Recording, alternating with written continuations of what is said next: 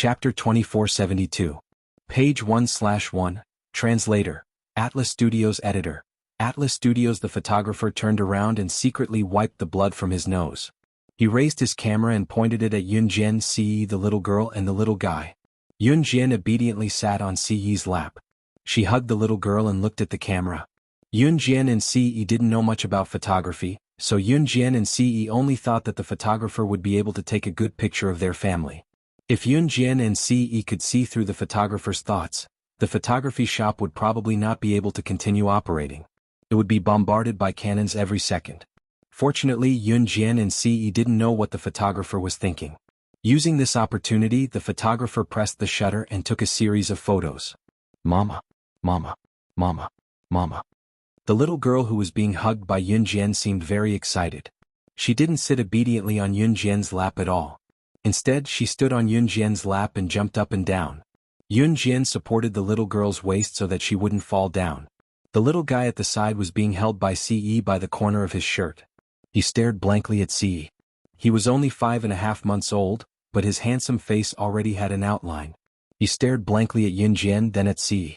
Finally, his gaze locked onto the little girl who was being doted on by Yunjian. In the end, the little guy treated himself like a swallow and was being held in the air.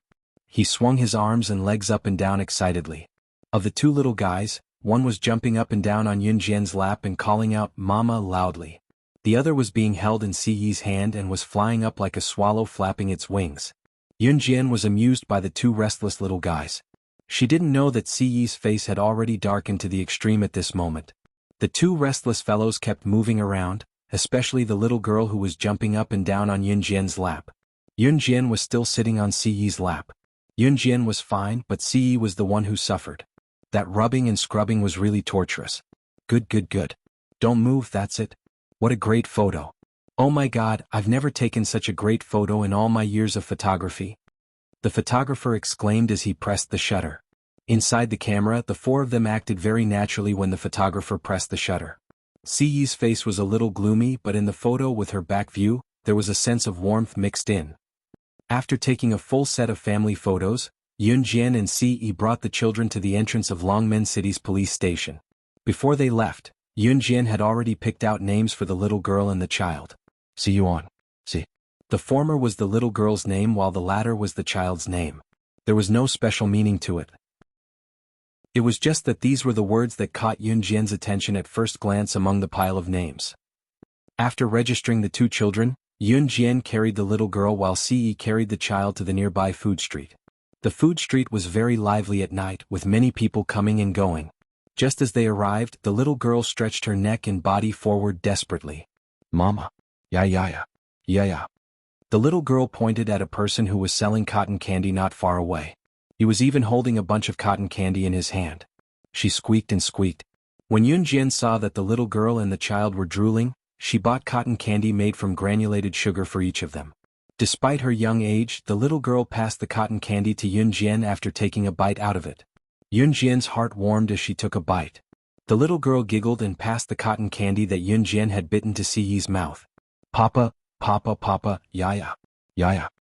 Translator. Henyi Translations Editor. Henyi Translations. Chapter 2473. Page 1/1. Children who were close to 6 months old were completely different from newborns. Most 6-month-old children could eat soft things that didn't need to be chewed on. Naturally, the little girl and the little guy couldn't eat too much cotton candy. After all, children were not fully developed yet. However, Yunjian didn't have much experience. As long as it wasn't hard stuff, Yunjian would feed the little girl and the little guy whatever they wanted. Although the little girl was still young, she already understood the principle of sharing food with her parents. As a matter of fact, the little girl couldn't bear to lick the cotton candy that Yunjian had eaten before, so she fed it to Ce. She even made babbling noises. It was obvious that she wanted Ce to eat the cotton candy that Yunjian had eaten before. The little girl and the little guy were smarter than expected. They already knew how to say "Papa," even though they didn't pronounce it properly. They were much smarter than the average baby. However, just as the little girl placed the cotton candy in front of Ce's mouth, she wanted Ce to take a bite. The little guy also placed his own cotton candy in front of Ce's mouth expressionlessly and said softly, "Yeah." He was probably telling Ce to eat his cotton candy. However, the little guy's expectations were completely dashed when Ce took a bite of the cotton candy that the little girl had passed to him. Ce didn't even take a bite of the cotton candy that the little guy had passed to him. Ce didn't like sweets. Humph. The little guy seemed to be angered by Ce. He snorted twice, but it didn't sound like he was angry. He retracted his short hands and hugged the cotton candy in his arms. He looked like he was saying, "Bad daddy won't let daddy eat my cotton candy." Unfortunately, the little guy didn't know that cotton candy was soft. When he hugged it, the originally bulging cotton candy deflated like a balloon and stuck to the little guy's body. Ha! Seeing the cotton candy instantly deflate and stick to the little girl's body, the little girl giggled. Yun Jian, on the other hand, was sweating profusely. It was time to wash the little fellow's clothes again. But for Yun Jian, it wasn't a headache but a sense of warmth. The engagement party was set to be held after the New Year, and there were still 5 or 6 days left before New Year's Eve. Before New Year's Eve, most of the people who worked outside the province to earn money had already returned to the countryside. During the Lunar New Year, the villages in Longmen City were usually livelier than the cities as everyone had returned to their villages to celebrate the New Year. Before preparing for the New Year, Yun Jian once again set off for Wei Province. Chen Sini had just called her and told her that she could be discharged today. Yun Jian took an hour-and-a-half flight to Wei Province's Pan City. After another half an hour of driving, she arrived at Pan City People's Hospital. Today was the day she and Chen Sini had agreed to pick up Chen Sini from the hospital and return to Longmen City. Chen Sini had injured her head a long time ago. Although Yun Jian had cured her back then, it was still very inconvenient for her to do many things due to the severity of the injury. Like this time when she drank until her stomach bled, Chen Sini's headache was acting up again. In spite of it, she could be discharged now. When Yun Jian passed by the hospital's entrance, she suddenly heard a commotion not far away. She walked into the hospital without paying much attention to it. In a place like the hospital, it was not uncommon for the patient's family to come to the doctor's door to protest if something happened. When she arrived at Chen Sini's ward, there was no one in sight. Yun Jian narrowed her eyes. A nurse came in, and when she saw Yun Jian, she spoke to Yun Jian as if she had seen her savior. "You're the family of the patient who used to stay here, aren't you? Go outside and take a look. There's a woman leading a group of people to drag the patient outside. The scene is crowded with people. Go and persuade them quickly. The patient can't be tortured like this." Translator, Atlas Studios Editor, Atlas Studios. Chapter 2474. Translator, Endless Fantasy Translation Editor, Endless Fantasy Translation, page 1/1. Sigh, I really don't know what kind of deep hatred there is. She actually grabbed the patient's head and dragged her out. Nurses like us tried to stop her but were slapped. I heard that the person has some background. No one dares to call the police. Let's go and take a look. This female patient's head has been severely injured before. If it is stimulated again, I'm afraid her life will be in danger. The female nurse said to Yun Jian very kindly. The female nurse was originally in charge of taking care of Chen Sini. She told Chen Sini that she could leave the hospital immediately. The female nurse remembered that there was a man by Chen Sini's side. He had been by her side for a few days. He didn't even sleep at night, afraid that something would happen to Chen Sini. In the end, the man was called out by Chen Sini. The female nurse didn't know what to do either. In the end, when she could leave the hospital, Chen Sini told her that she was waiting for a friend. When this friend arrived, she could leave the hospital. The female nurse nodded. Later on, a beautiful woman in luxurious clothes suddenly rushed into the hospital. This beautiful woman had a large group of bodyguards by her side. Without any explanation, they dragged Chen Sini out. Even the people who went to dissuade him later suffered a calamity and were slapped. Someone wanted to call the police but was stopped. They said that this beautiful woman was the wife of the richest man in Wei Province. They couldn't afford to offend her. The people around naturally didn't want to get involved in this matter, so they all retreated. After all, this matter had nothing to do with them. Who would be so free to poke their noses into other people's business? They might even get into trouble. This female nurse also didn't want to be nosy. However, when she saw Yun Jian, she remembered that Chen Sini said that she was waiting for a friend. Thus, she hurried over to tell Yun Jian about this matter.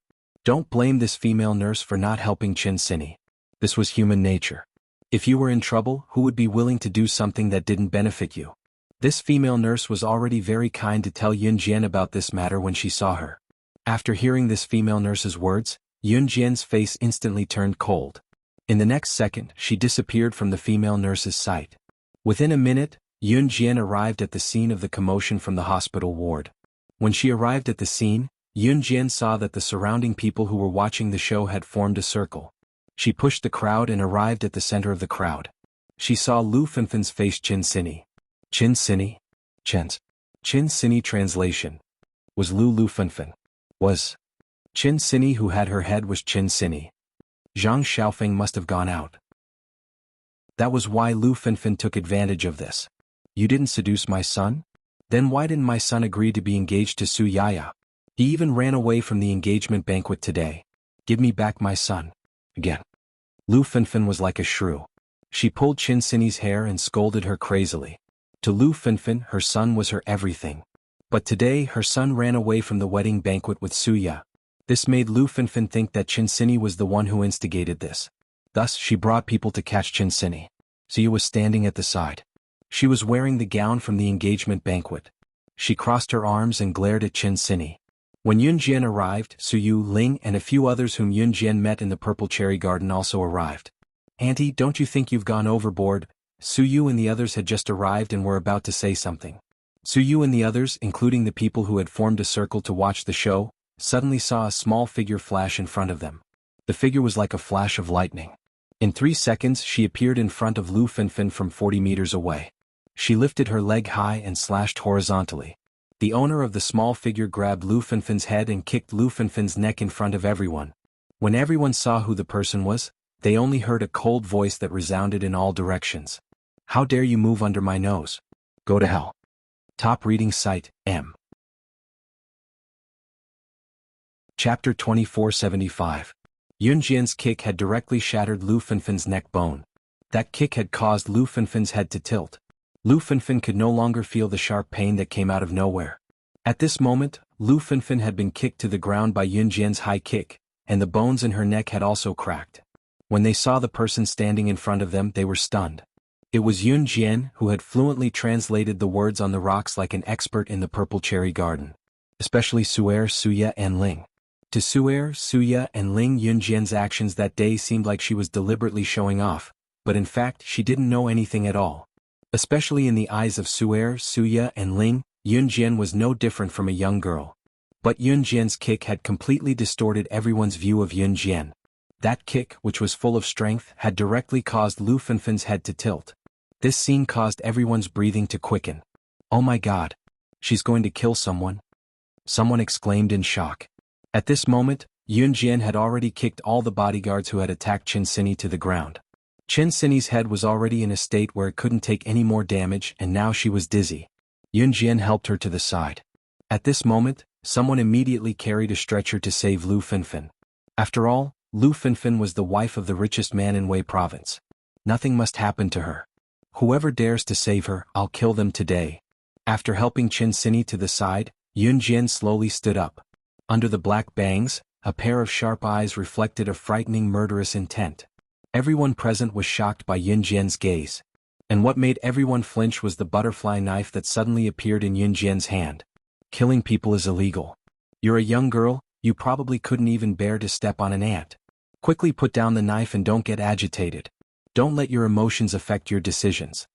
Su'er furrowed her brows and walked up to Yun Jian, speaking to Yun Jian in a manly tone. That's right. A little girl like you should be the kind of girl who would feel sorry for killing a chicken. Isn't your friend all right? Hurry up and put down the knife. Ling also spoke. Suya, on the other hand, looked at Yun Jian with an indifferent expression. Her eyes seemed to be saying that even if Yun Jian did not dare to make a move, she would not dare to. However, just as everyone was thinking this, Yun Jian's figure had already arrived in front of Lu Fenfen. Lu Fenfen couldn't move her head, but she could only watch as Yun Jian walked towards her. Just as Yun Jian was about to make a move, suddenly, a figure jumped down from the 3rd floor of the hospital. By the time everyone reacted, an enchanting woman had appeared in front of everyone. Who was this person? Everyone was shocked when they saw this. Just as everyone was puzzled, this enchanting woman walked up to Yun Jian. She walked up to Yun Jian in front of everyone present. The person who came was Snake. Lizard. After Snake. Lizard arrived, a group of people with weapons suddenly rushed in from the periphery. Yun Jian narrowed her eyes. She was the one who called Snake. Lizard here. Seeing this, Yun Jian narrowed her eyes. However, she did not expect Snake Lizard to arrive at this time. Su'er and the others were all stunned when they saw this scene. These people with weapons were not at the same level as Lu Fenfen's bodyguards. Who are these people? Someone in the crowd said in fear. Su'er, Suya, Ling and Lu Fenfen, who was lying on the ground and still conscious, all heaved a sigh of relief. Then they looked at Yunjian. Could it be that this group of people with weapons were here for Yunjian? This was impossible. Could it be that they are all here for you? Su'er looked at Yunjian in shock and said. However, just after Su'er said this, under everyone's incredulous eyes, Yunjian took the latest pistol from Snake Lizard and pointed it at Lu Fenfen and the group of bodyguards on the ground. She said to Snake Lizard in public, kill them all. Chapter 2476. Page 1/1. The 4 words of command suddenly rang out. The words were so cold that it caused everyone present to suddenly tremble, and a wave of shock flashed through the hearts of everyone present. Kill them all? Who did she want to kill? Everyone's eyes widened, and their faces turned green and purple. What are you trying to do? Are you really going to order people to kill them? Su'er saw that the group of armed men had hidden their weapons after hearing Yunjian's words. She immediately took out a dagger and walked towards Lu Fenfen and her bodyguard. He was so scared that his face trembled, but due to his manly spirit, he still rushed forward and blocked the group of armed men as he spoke to Yunjian. You guys, have you been brainwashed by her? You actually dare to bring guns with you? That's illegal. Suya saw that Lu Fenfen was in danger, and she was so scared that her feet seemed to be glued to them. She couldn't take a step forward, but she still exclaimed to Yunjian. I've changed so many girlfriends, but I've never seen such an interesting woman. This woman, she's hot and spicy. In contrast to Su'er and Suya's shock, the man who had been called Ling from the start rubbed his chin. He lowered his eyes and continued speaking. The man who was called Ling was Han Jinling. Han Jinling was of mixed Mongolian and Mongolian descent, and there was no difference in appearance between Mongolian and Mongolian. Hence, from Han Jinling's appearance, one couldn't tell that he was of mixed Mongolian descent. Han Jinling had just returned from overseas. Before he went to university, he had been studying in Mongolian. He was the son of a well-known tycoon in Mongolian, and was also the heir to a billion-dollar fortune. It was because of this that one could tell from Han Jinling's words and actions that he was high and mighty. To Han Jinling, Lu Fenfen's life was not important. But to Suya and Su'er it was important. You dare to kill me. I'm the wife of the richest man in Wei province. If you dare to attack me, you will also die. Not only will you die, even your family and friends will be finished. If you apologize to me right now, kneel down and kowtow to me 3 times in public, I can reduce your prison sentence by a few years. Otherwise, you can wait for my lawyer's letter and spend the rest of your life in prison. Lu Fenfen's neck had been bent by Yunjian's kick. She was paralyzed on the ground and could not move because the pain was unbearable. However, Lu Fenfen did not faint. At this moment, Lu Fenfen even had the intention to kill Yunjian, but she still did not have the self-awareness that she was in danger. Instead, she used her high status to continue to be arrogant in front of Yunjian. Rich people all had their own private lawyers. Once they felt wronged, they would use the loopholes in the law to protect their rights. In the past, when ordinary people scolded Lu Fenfen would take advantage of the loophole and say that the other party was personally attacking her, forcing the other party to kneel and beg for mercy. Ordinary people could not afford to hire their own lawyers to protect their rights. How could they fight against the rich? If they did not go to Lu Fenfen in private and beg for mercy, it would not be as simple as losing their dignity. This time, Lu Fenfen's neck had been bent by Yunjian's kick.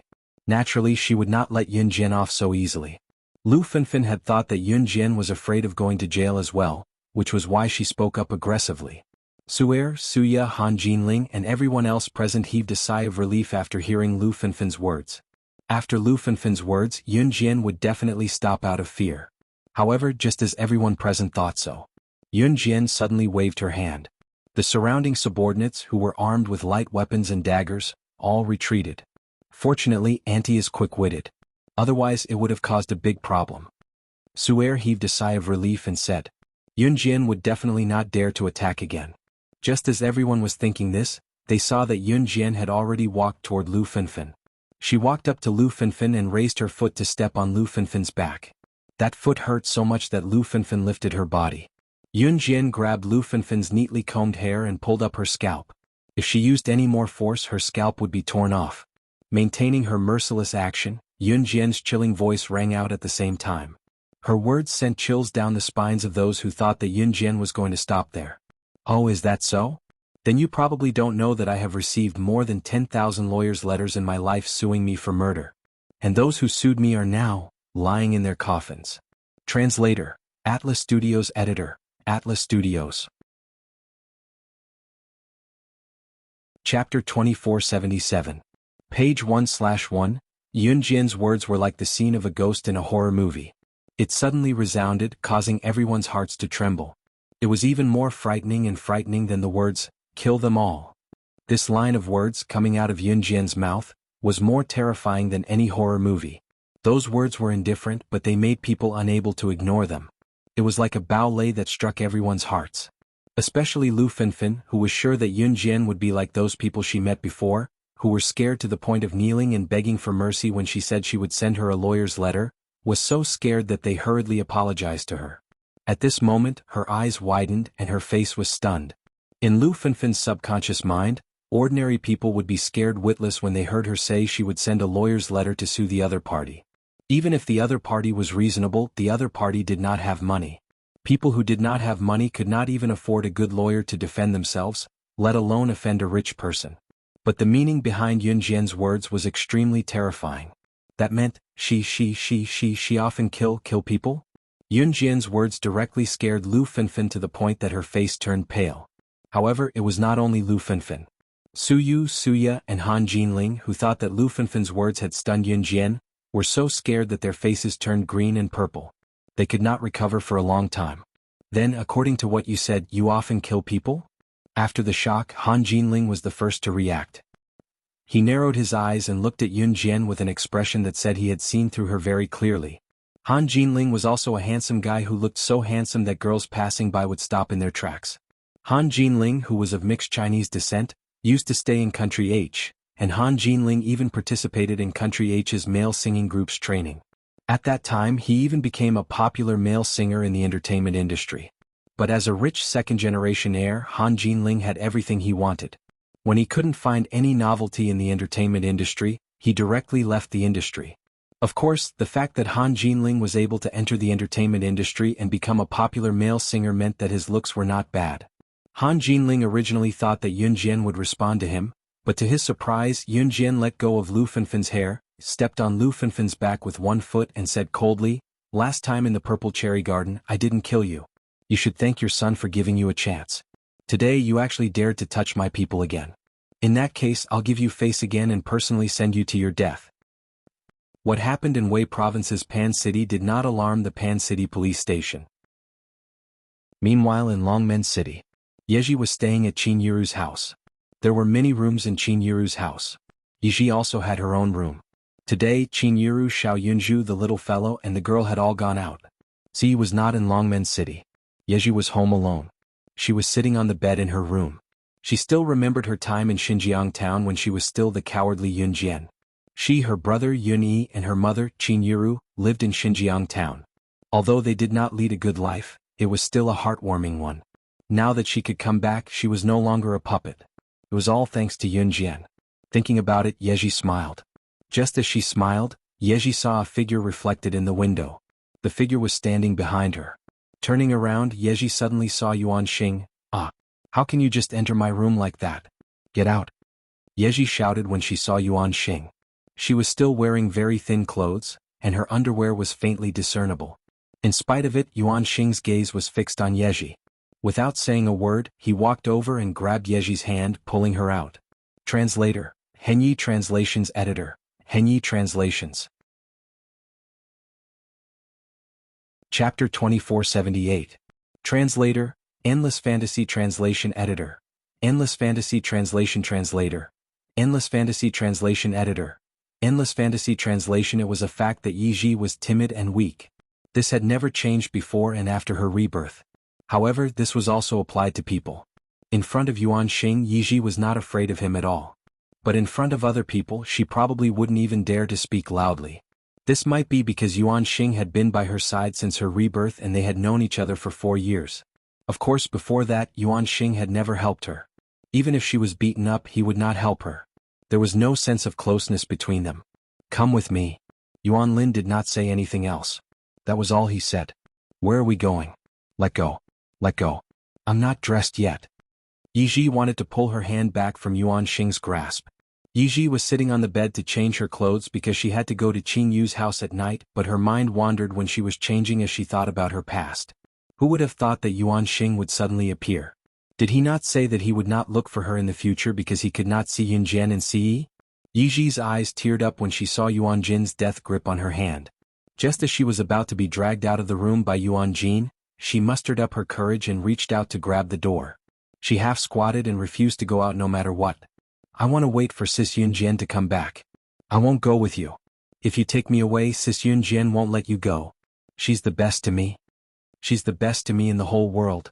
Yiji hugged the door tightly and yelled at Yuan Xing. Hearing Yiji say that Yun Jian treated her the best in the world, a glint flickered in Yuan Jin's eyes. In that second, he extended his large palm to pry Yiji's fingers off the door one by one and spoke expressionlessly. You have to go. There was no room for negotiation. The envelope that Yun Jian took from Snake Lizard was actually sent by Yuan Xing to the Kosha mercenaries. The Kosha mercenaries would then pass the envelope to Snake Lizard, who would personally deliver it to Yun Jian. There was something written on the envelope that would be very helpful to Yun Jian. Of course, there was no such thing as a free lunch. Yuan Xing had told Yun Jian such an important thing directly because he had a request. He wanted Yiji. As for whether Yun Jian and Yiji were willing or not, Yuan Xing, he had already delivered the letter. Even if Yun Jian was not, he was going to take her away. Wei Province's Pan City. Yun Jian was stepping on Lu Fenfenxi's back, Lu's hair. As Yun Jian, the butterfly translation, the translation of Lin Yun translation. When they, Lu translation, translation Y. Just as the butterfly knife sank into Lu Fenfen's neck and was about to send Lu Fenfen on her way, Snake Lizard suddenly walked to Yun Jian. Snake Lizard, who was dressed in black tights and had an enchanting figure, squatted down and whispered something in Yun Jian's ear. Yun Jian's eyes narrowed and she stopped in time. I've taken care of it. Turning around, Yun Jian told her subordinates who were armed and went to Qin Sini. Take her to the ward and come meet me immediately, Yun Jian told Snake Lizard.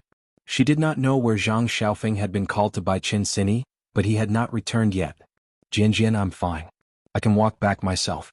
Go quickly if you have something to do. Qin Sini caressed her head and told Yun Jian. Be a good girl.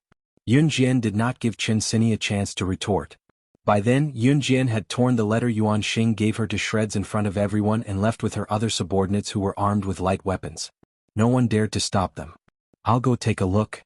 Su'er followed with a frown. I'll go too. Han Jinling followed them when he saw them. When Suya and the others saw this, they followed him curiously.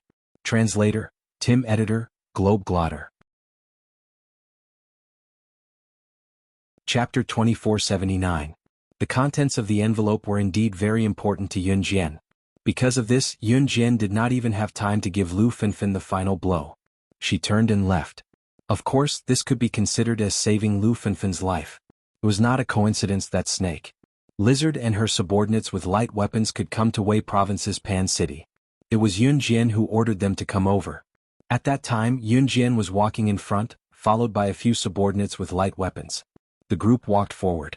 After Su'er asked Lu Fenfen's bodyguards to take Lu Fenfen away, she also followed Yun Jian's footsteps and chased after them. Suya, Han Jinling, and a few other rich second-generation heirs also followed behind. Su'er followed because he did not want to see Yun Jian go astray. He thought that Yun Jian had joined some gang, which was why so many people were willing to listen to her. This group of people even had guns in their hands. Of course, other than guns, Su'er also knew that Yun Jian and this group of people who had joined a gang would not be able to take out anything else. They chased all the way to the entrance of the Purple Cherry Garden. Wait. Su'er was the first to run up. He blocked in front of Yun Jian and said to Yun Jian, I think you should leave the gang as soon as possible. It's not a place for a girl like you to stay. Yun Jian glanced at Su'er and walked around Su'er to enter the Purple Cherry Garden.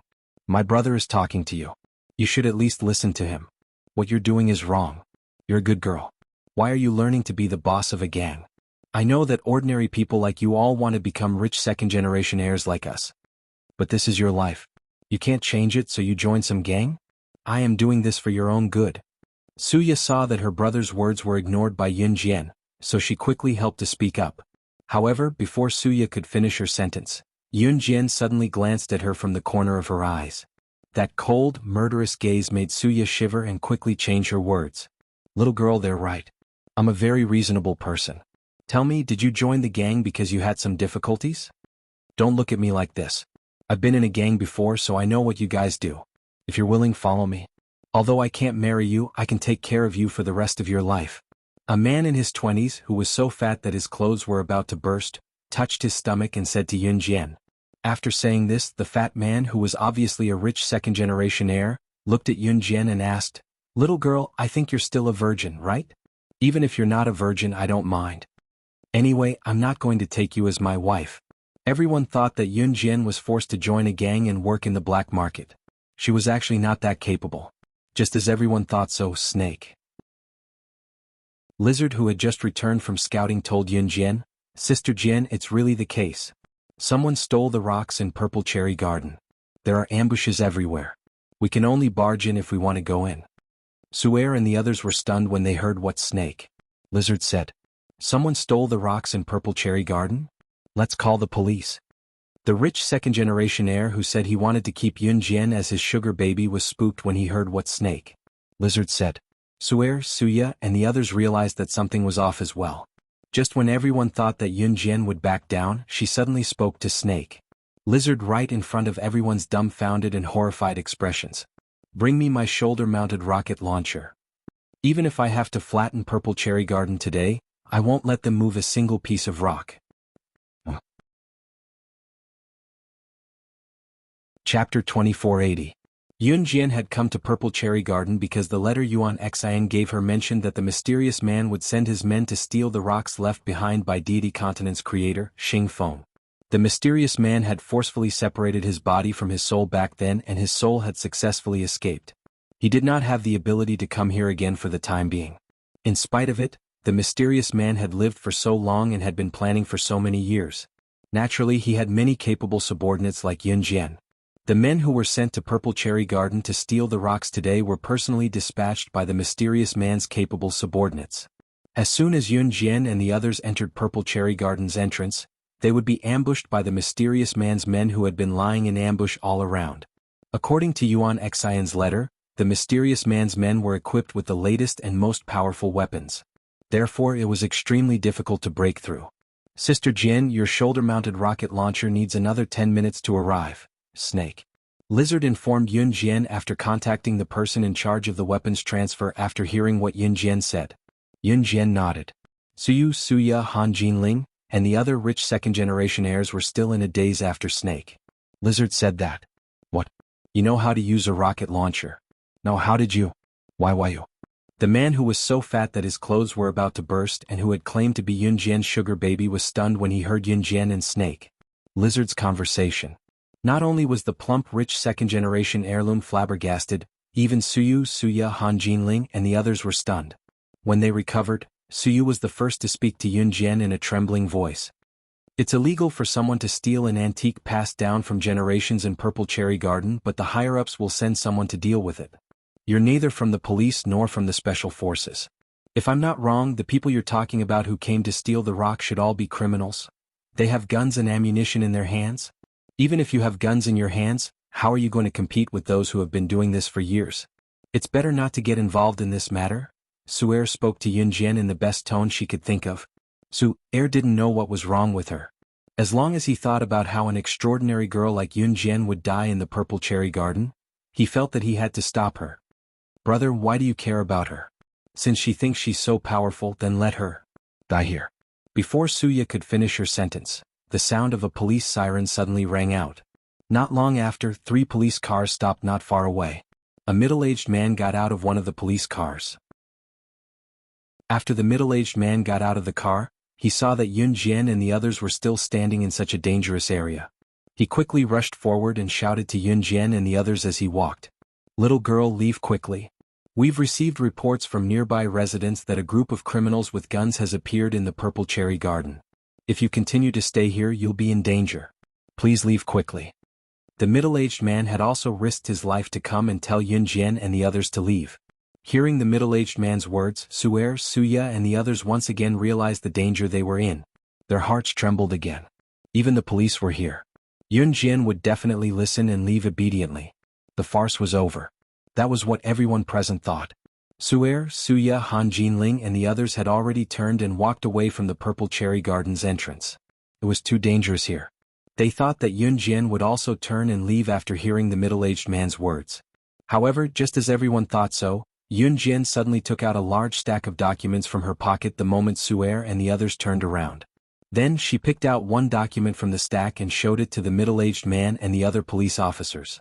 In the next second, just as everyone was shocked that Yun Jian could take out so many documents at such a young age, the words that made everyone's jaws drop suddenly rang out and entered everyone's ears. Jianghu Province's 3rd Military Region Special Forces member, serial number 006 God of Killing. Leave this group of criminals to me alone. I'm enough to eliminate them. Chapter 2481. Translator, Endless Fantasy Translation Editor. Endless Fantasy Translation Yun Jian's Identity, page 1/1. Leave this group of criminals to me alone. I'm more than enough to wipe them out. Yun Jian's flat voice resounded throughout the entire venue. As soon as these words were spoken, everyone present was shocked into a daze. Everyone was shocked by Yun Jian's simple words. This young girl, who didn't even look like she was 20 years old, actually, a member of the Special Forces? Special Forces. That wasn't a place that any ordinary person could enter. Whether it was physical fitness or personal strength, they had to reach the standard to be able to reach the threshold of the Special Forces. And Yun Jian, Suya, Han Jinling, and the others originally thought that Yun Jian was just an ordinary female university student. After all, Yun Jian gave everyone the impression that she was a friend of a mistress who wanted to steal Suya's fiancé.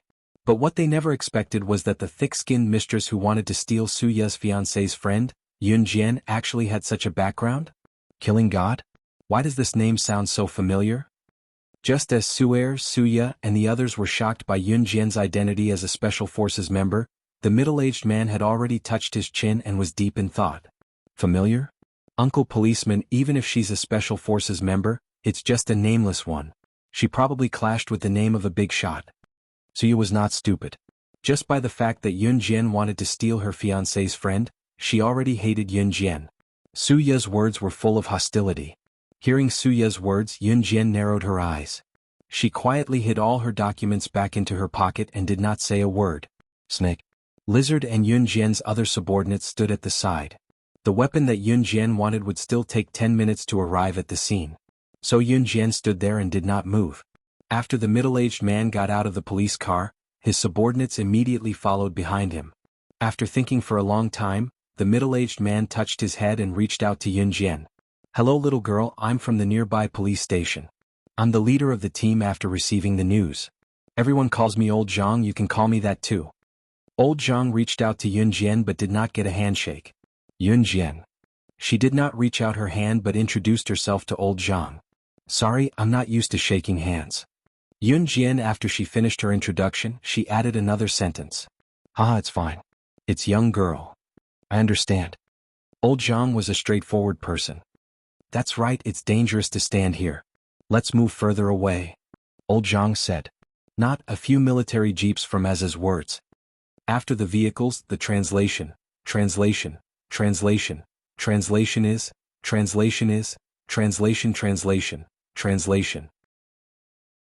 The Yunza's translation Suya, Han Jinling and the others' eyes lit up.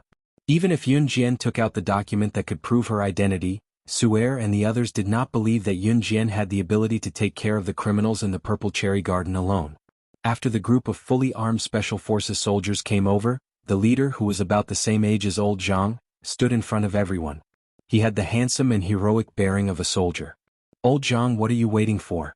Take these young people and leave. Obviously, the leader of the Special Forces soldiers knew Old Jiang. Haha, don't panic. This little girl is a member of Jianghu Province's 3rd Military Region Special Forces team. Number 006, codename Killing God. Old Jiang said to the leader of the Special Forces soldiers. The leader of the Special Forces soldiers was called Wenjianyu. He was a veteran and knew Old Jiang. When Wenjianyu heard Old Jiang's words, Su'er and the others thought that Wenjingyu would be shocked that Yun Jian was a special forces soldier at such a young age. However, Wenjingyu's expression changed. His usually expressionless face revealed a hint of surprise. Team Monarch's killing god. If I remember correctly, you're the daughter of the former 3rd Military Region Special Forces team leader, Gu Junjian? Translator, Atlas Studios Editor, Atlas Studios. Chapter 2482. Gu Yunjian's status was not low. Before his retirement, Gu Yunjian's battle record was also an object of admiration for many. He was a hero. Wenjingyu had heard of Yun Jian long ago, but he did not expect to meet her here. Of course, Wenjingyu's face did not show much surprise or astonishment. When he heard about Yun Jian's identity, he was only stunned for a moment before laughing out loud. He looked at Yun Jian as if she was an old acquaintance and said, "I've met Gu Junjian once before. He's a soldier full of righteousness. I admire him a lot. I didn't expect to meet his daughter here, and his daughter is the equally revered Team Monarch slashing god. It's a pleasure to meet you." Wenjingyu looked excited. Wenjingyu's words were heard by Su'er, Suya, Han Jinling and the others. The sudden surge of emotions caused Su'er, Han Jinling and the others to tremble. Yun Jian had such a background. Moreover, from Wenjingyu's tone, Yun Jian was also a very important person in the Special Forces team. Su'er and the others were shocked by his words. They widened their eyes and stared at Yun Jian. Especially the fat man who said he wanted to keep Yun Jian as his sugar baby. He was so shocked that his face turned green and purple. "You guys go investigate the area first. When the time is right, we'll attack." Of course, Wenjingyu was not there to reminisce. After he said that to Yun Jian, he smiled at Yun Jian before turning to speak to his team members. Wenjingyu was the captain, so his team members were about to disperse and investigate the area before making plans to infiltrate the Purple Cherry Garden. "There's no need to investigate. My men have already investigated all the hiding spots and their plans in the Purple Cherry Garden. They won't be able to move those huge rocks in an hour." Right after Wenjingyu said that, Yun Jian spoke before Wenjingyu's team members were about to disperse. Before the Special Forces infiltrated a place, it was necessary for them to investigate the scene. And investigating the crime scene was also very likely to cost one's life. After Yun Jian finished speaking, Wenjingyu immediately reacted. "There's no need to check." Wenjingyu chose to believe in Yun Jian. "I'm enough here. However, since you're here, I'll deal with the aftermath after I enter the Purple Cherry Garden," Yun Jian said. Since Wenjingyu and the others were here, they must have been deployed by the higher-ups to carry out a mission. After hearing Yun Jian's words, Wenjingyu was stunned. He was stunned for a moment before he said, "Can you do it alone? It's too dangerous. Let's work together. I alone am enough. Working together will only drag me down." Although Yun Jian had a good impression of Wenjingyu, she was still merciless when it came to such matters. Originally, they thought that the way Wenjingyu and Yun Jian spoke was very friendly. However, after hearing Yun Jian's words, Su'er, Suya, and Han Jinling instantly felt that Yun Jian was deliberately destroying her relationship with Wenjingyu. Is she stupid? A normal person would at least say something polite, right? Isn't Yun Jian afraid of offending people by speaking so bluntly? Just when Su'er, Suya, and the others thought that Wenjingyu would frown unhappily because of Yun Jian's words, Wenjingyu suddenly broke into a smile and said to Yun Jian in front of everyone, "Ha! We'll do as you say. I've never doubted the strength of the god of slaughter who can single-handedly capture countless spies in just a few days and still not subdue an international drug trafficker." Chapter 2483. Wenjingyu had naturally heard about the news of Yun Jian arresting Milland, an international drug trafficker, in just a few days. Once the news broke out, it shocked the entire international community. "What? You're saying that she single-handedly took down an international drug trafficker that countless spies could not?" When Wenjingyu's words fell, even Han Jinling, who had been calm all this time, revealed a shocked expression. Wenjingyu was taken aback when he heard that. "You guys aren't members of Team Monarch?" Wenjingyu glanced at Suya and the rest. "They're not," Yun Jian replied. Clearly, Wenjingyu thought that Suya and the rest were members of Team Monarch. "Then leave the scene quickly. It's very dangerous here," Wenjingyu said.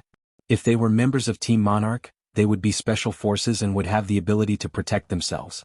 However, Suya and the rest were just ordinary people. It's too late." Just after Wenjingyu said that, Yun Jian spoke again. What do you mean by that?" Yun Jian's words sounded horrifying. Just as Yun Jian finished speaking, Suya lifted her head and looked at her with trembling eyes. Are you cursing us? Don't think that you're so great just because you're a Special Forces soldier. Didn't you say that your dad was some Special Forces captain? What kind of honor is this? Don't tell me that your dad used his connections to get you this? When Suya heard that Jianghu was going to send them away, but Yun Jian suddenly said that it was too late. She panicked and thought that Yun Jian was cursing them, so she questioned Yun Jian in a very nasty tone. After all, Yun Jian was so young. It was impossible for her to have such a battle record. When Su'er, Han Jinling and the rest heard Suya's words, they instantly turned to her side. Yun Jian's age did not match her battle record. Was she really that good? After all, she was just a friend of the mistress who wanted to steal Suya's fiancé. But just as Suya and Su'er thought so, Yun Jian took out a pair of white transparent gloves from somewhere. She skillfully put on the gloves and said to the snake. Lizard behind her, have my things arrived? Sister Jian, we're here. Snake. Lizard nodded. Everyone was bewildered. At the same time, Yun Jian stretched out her hand behind her. Yun Jian inserted the two pistols on both sides of her waist and took out the latest shoulder-mounted rocket launcher handed over by Snake. Lizard. When Jianghu's face froze when he saw the latest shoulder-mounted rocket launcher. He seemed to have realized what Yun Jian was going to do. After a moment of shock, he said, You're going to. However, before Jianghu could say anything, under the gazes of Su'er, Suya, Jianghu, Old Zhang, and the others, Yun Jian grabbed the heavy rocket launcher with one hand and rushed into the purple cherry garden. Bang bang bang bang bang. Just as Yun Jian dashed into Purple Cherry Garden, the sniper who stood at a high vantage point aimed at the garden's entrance fired a barrage of bullets at her.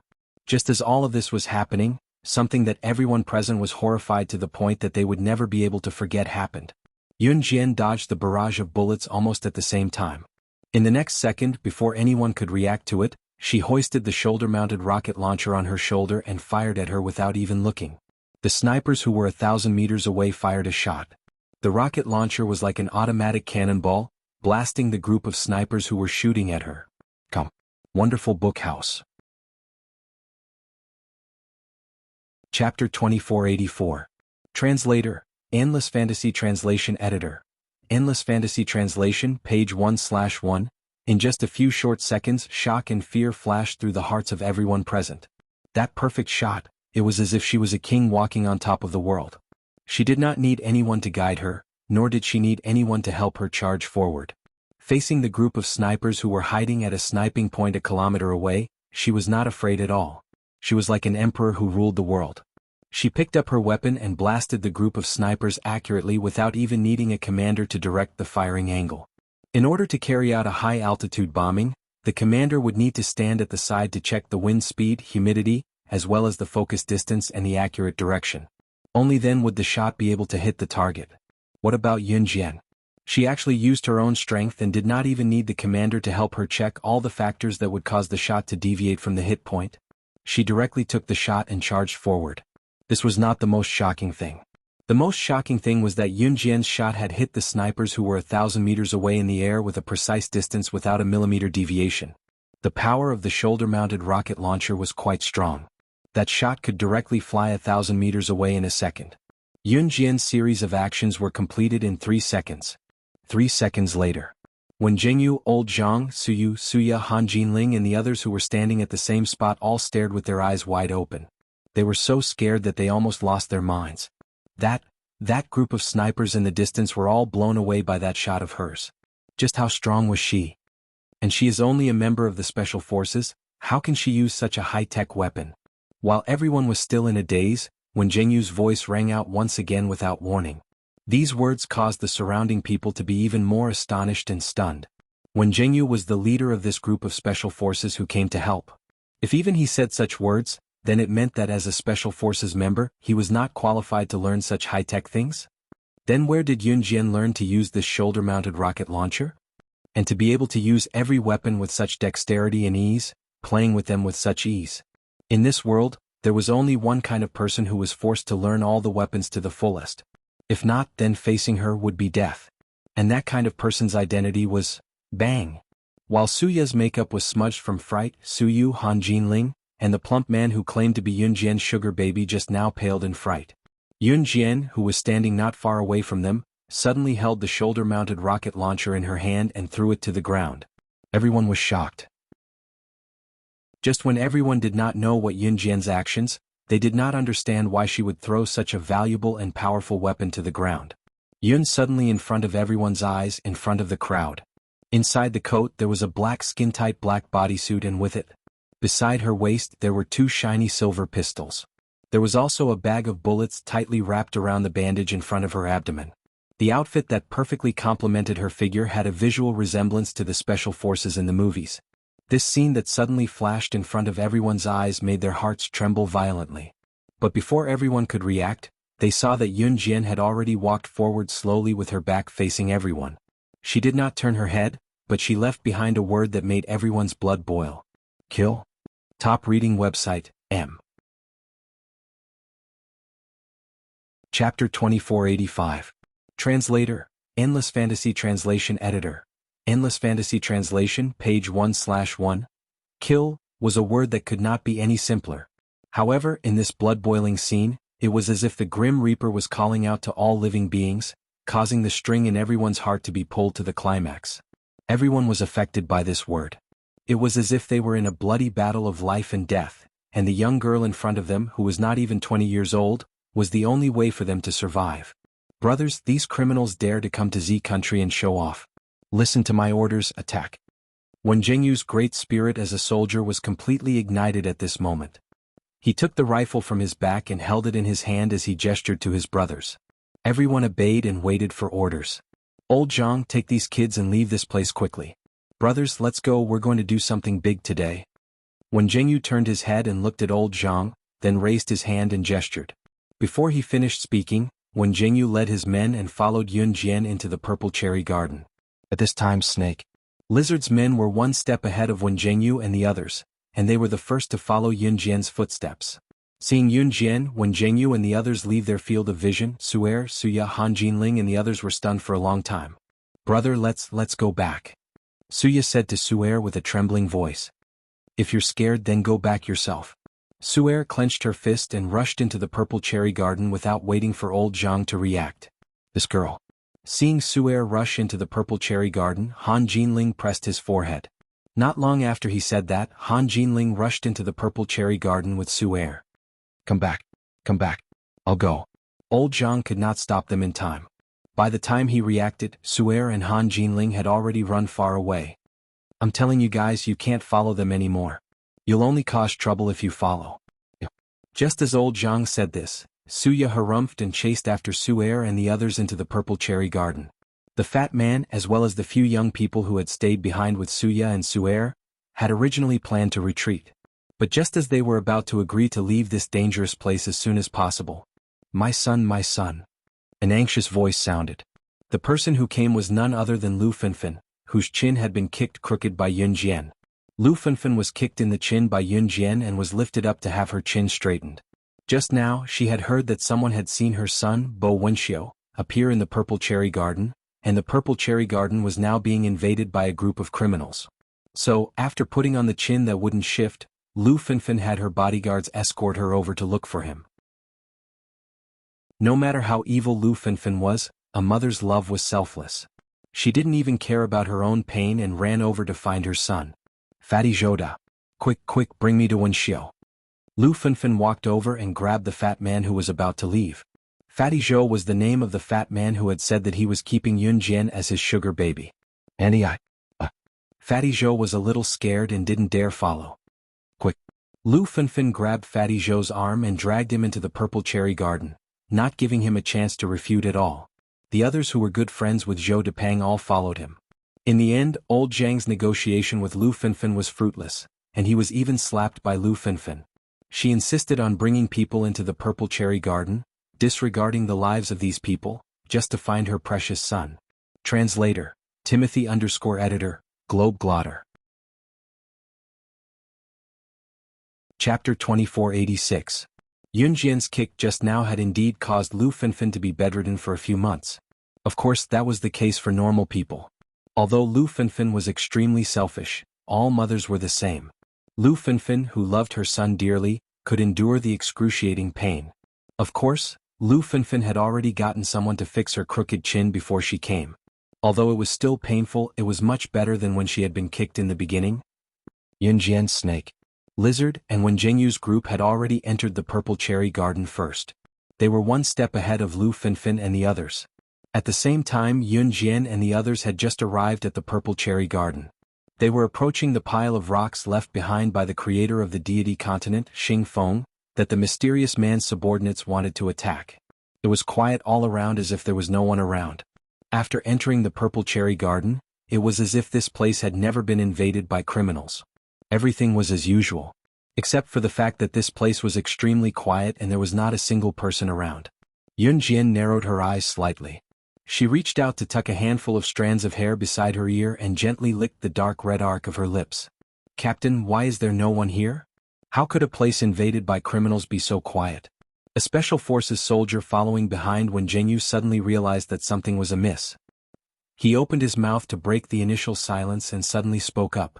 "Stay alert at all times. Don't let your guard down." When Jianghu was indeed a veteran with higher seniority.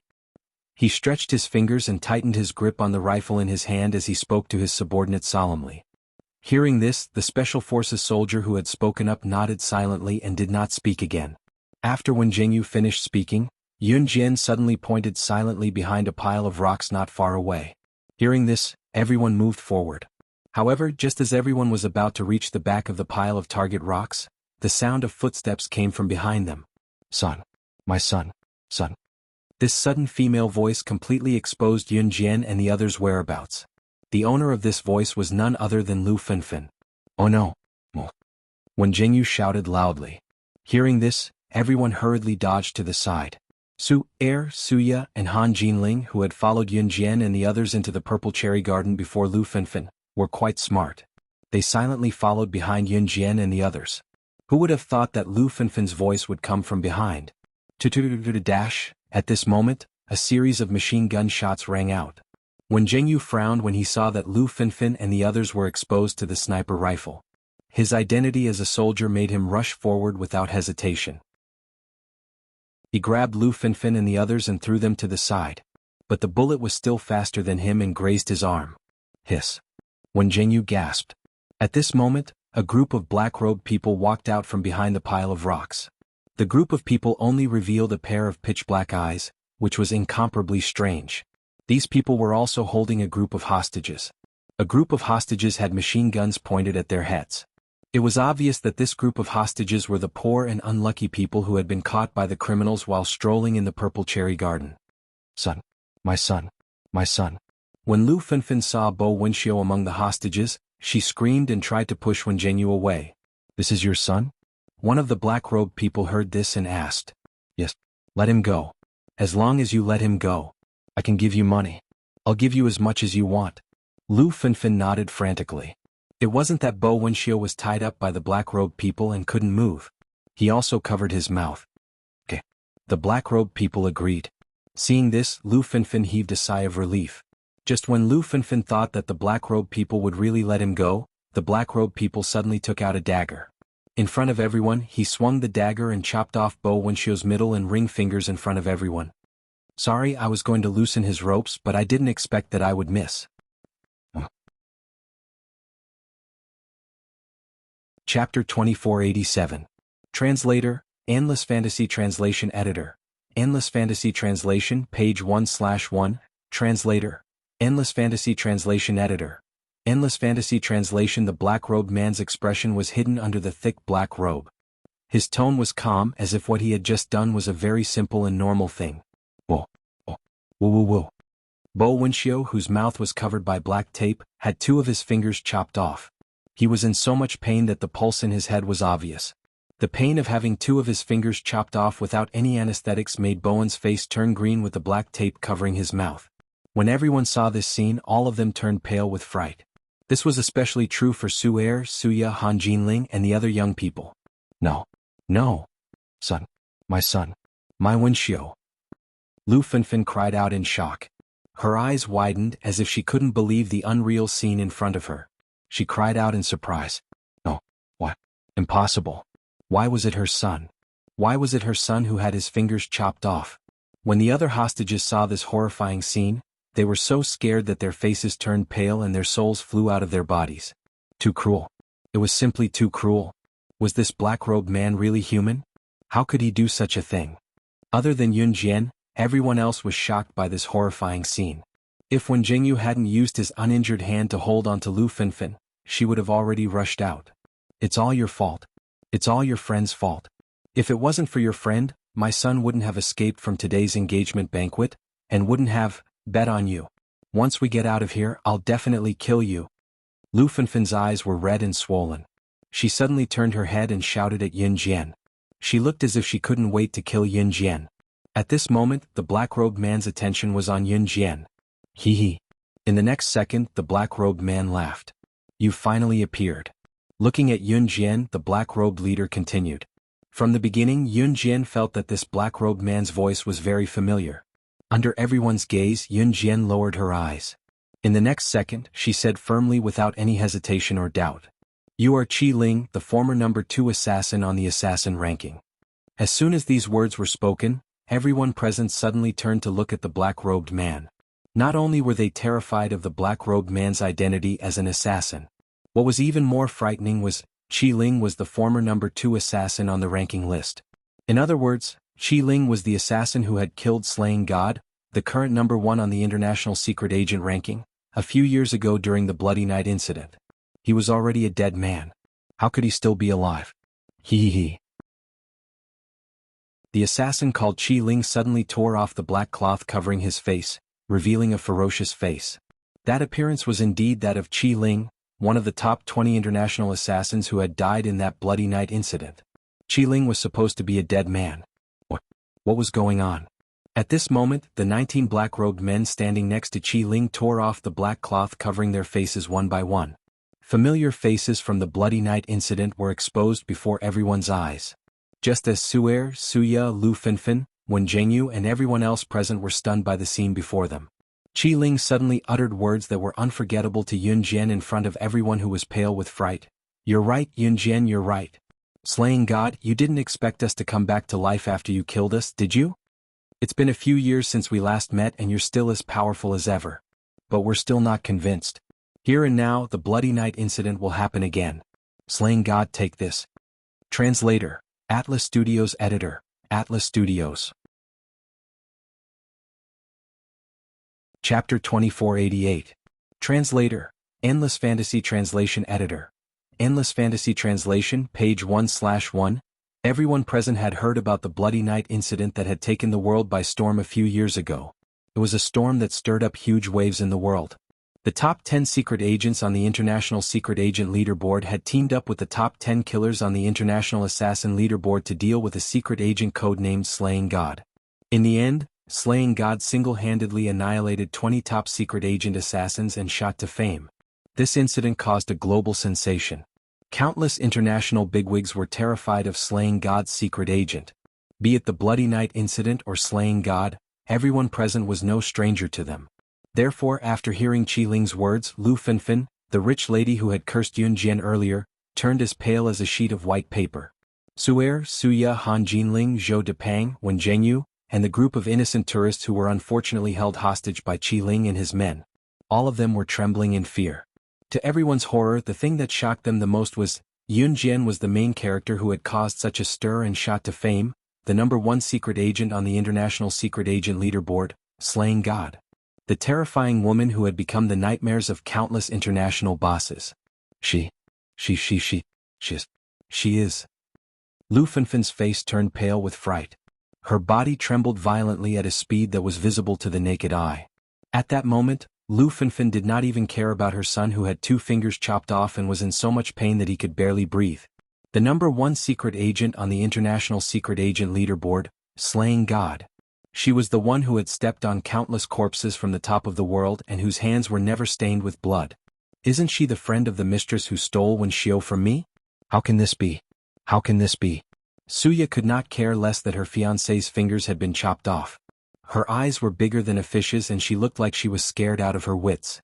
Su'er, Han Jinling, Zhou Depang, Wen Jianghu, and the rest were all rooted to the spot without exception. Just as everyone stood there in a daze, unable to utter a single word, Yun Jian slowly raised her head. Under her bangs, her murderous gaze swept across the entire crowd. It was that guy who helped you revive, right? The clear female voice that was indescribably comforting rang, but Yun Jian was already looking up at Qi Ling and the others. She didn't care about the reactions of the people around her. Her eyes were fixed on the 20 people led by Qi Ling.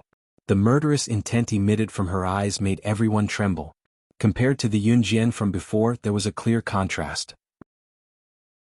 At this moment, just a glance from her was enough to make people feel her murderous aura. Yun Jian didn't expect that Qi Ling and the others would come back to life. Humph, slaying god, I bet you didn't see this coming. Back then, when you killed the 20 of us, we did indeed die in your hands. But we were resurrected by that mysterious master.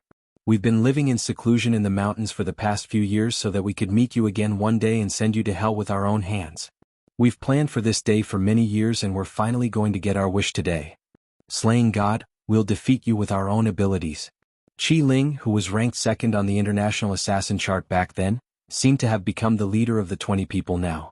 At this moment, Qi Ling represented the rest as he clenched his fists and spoke in front of everyone.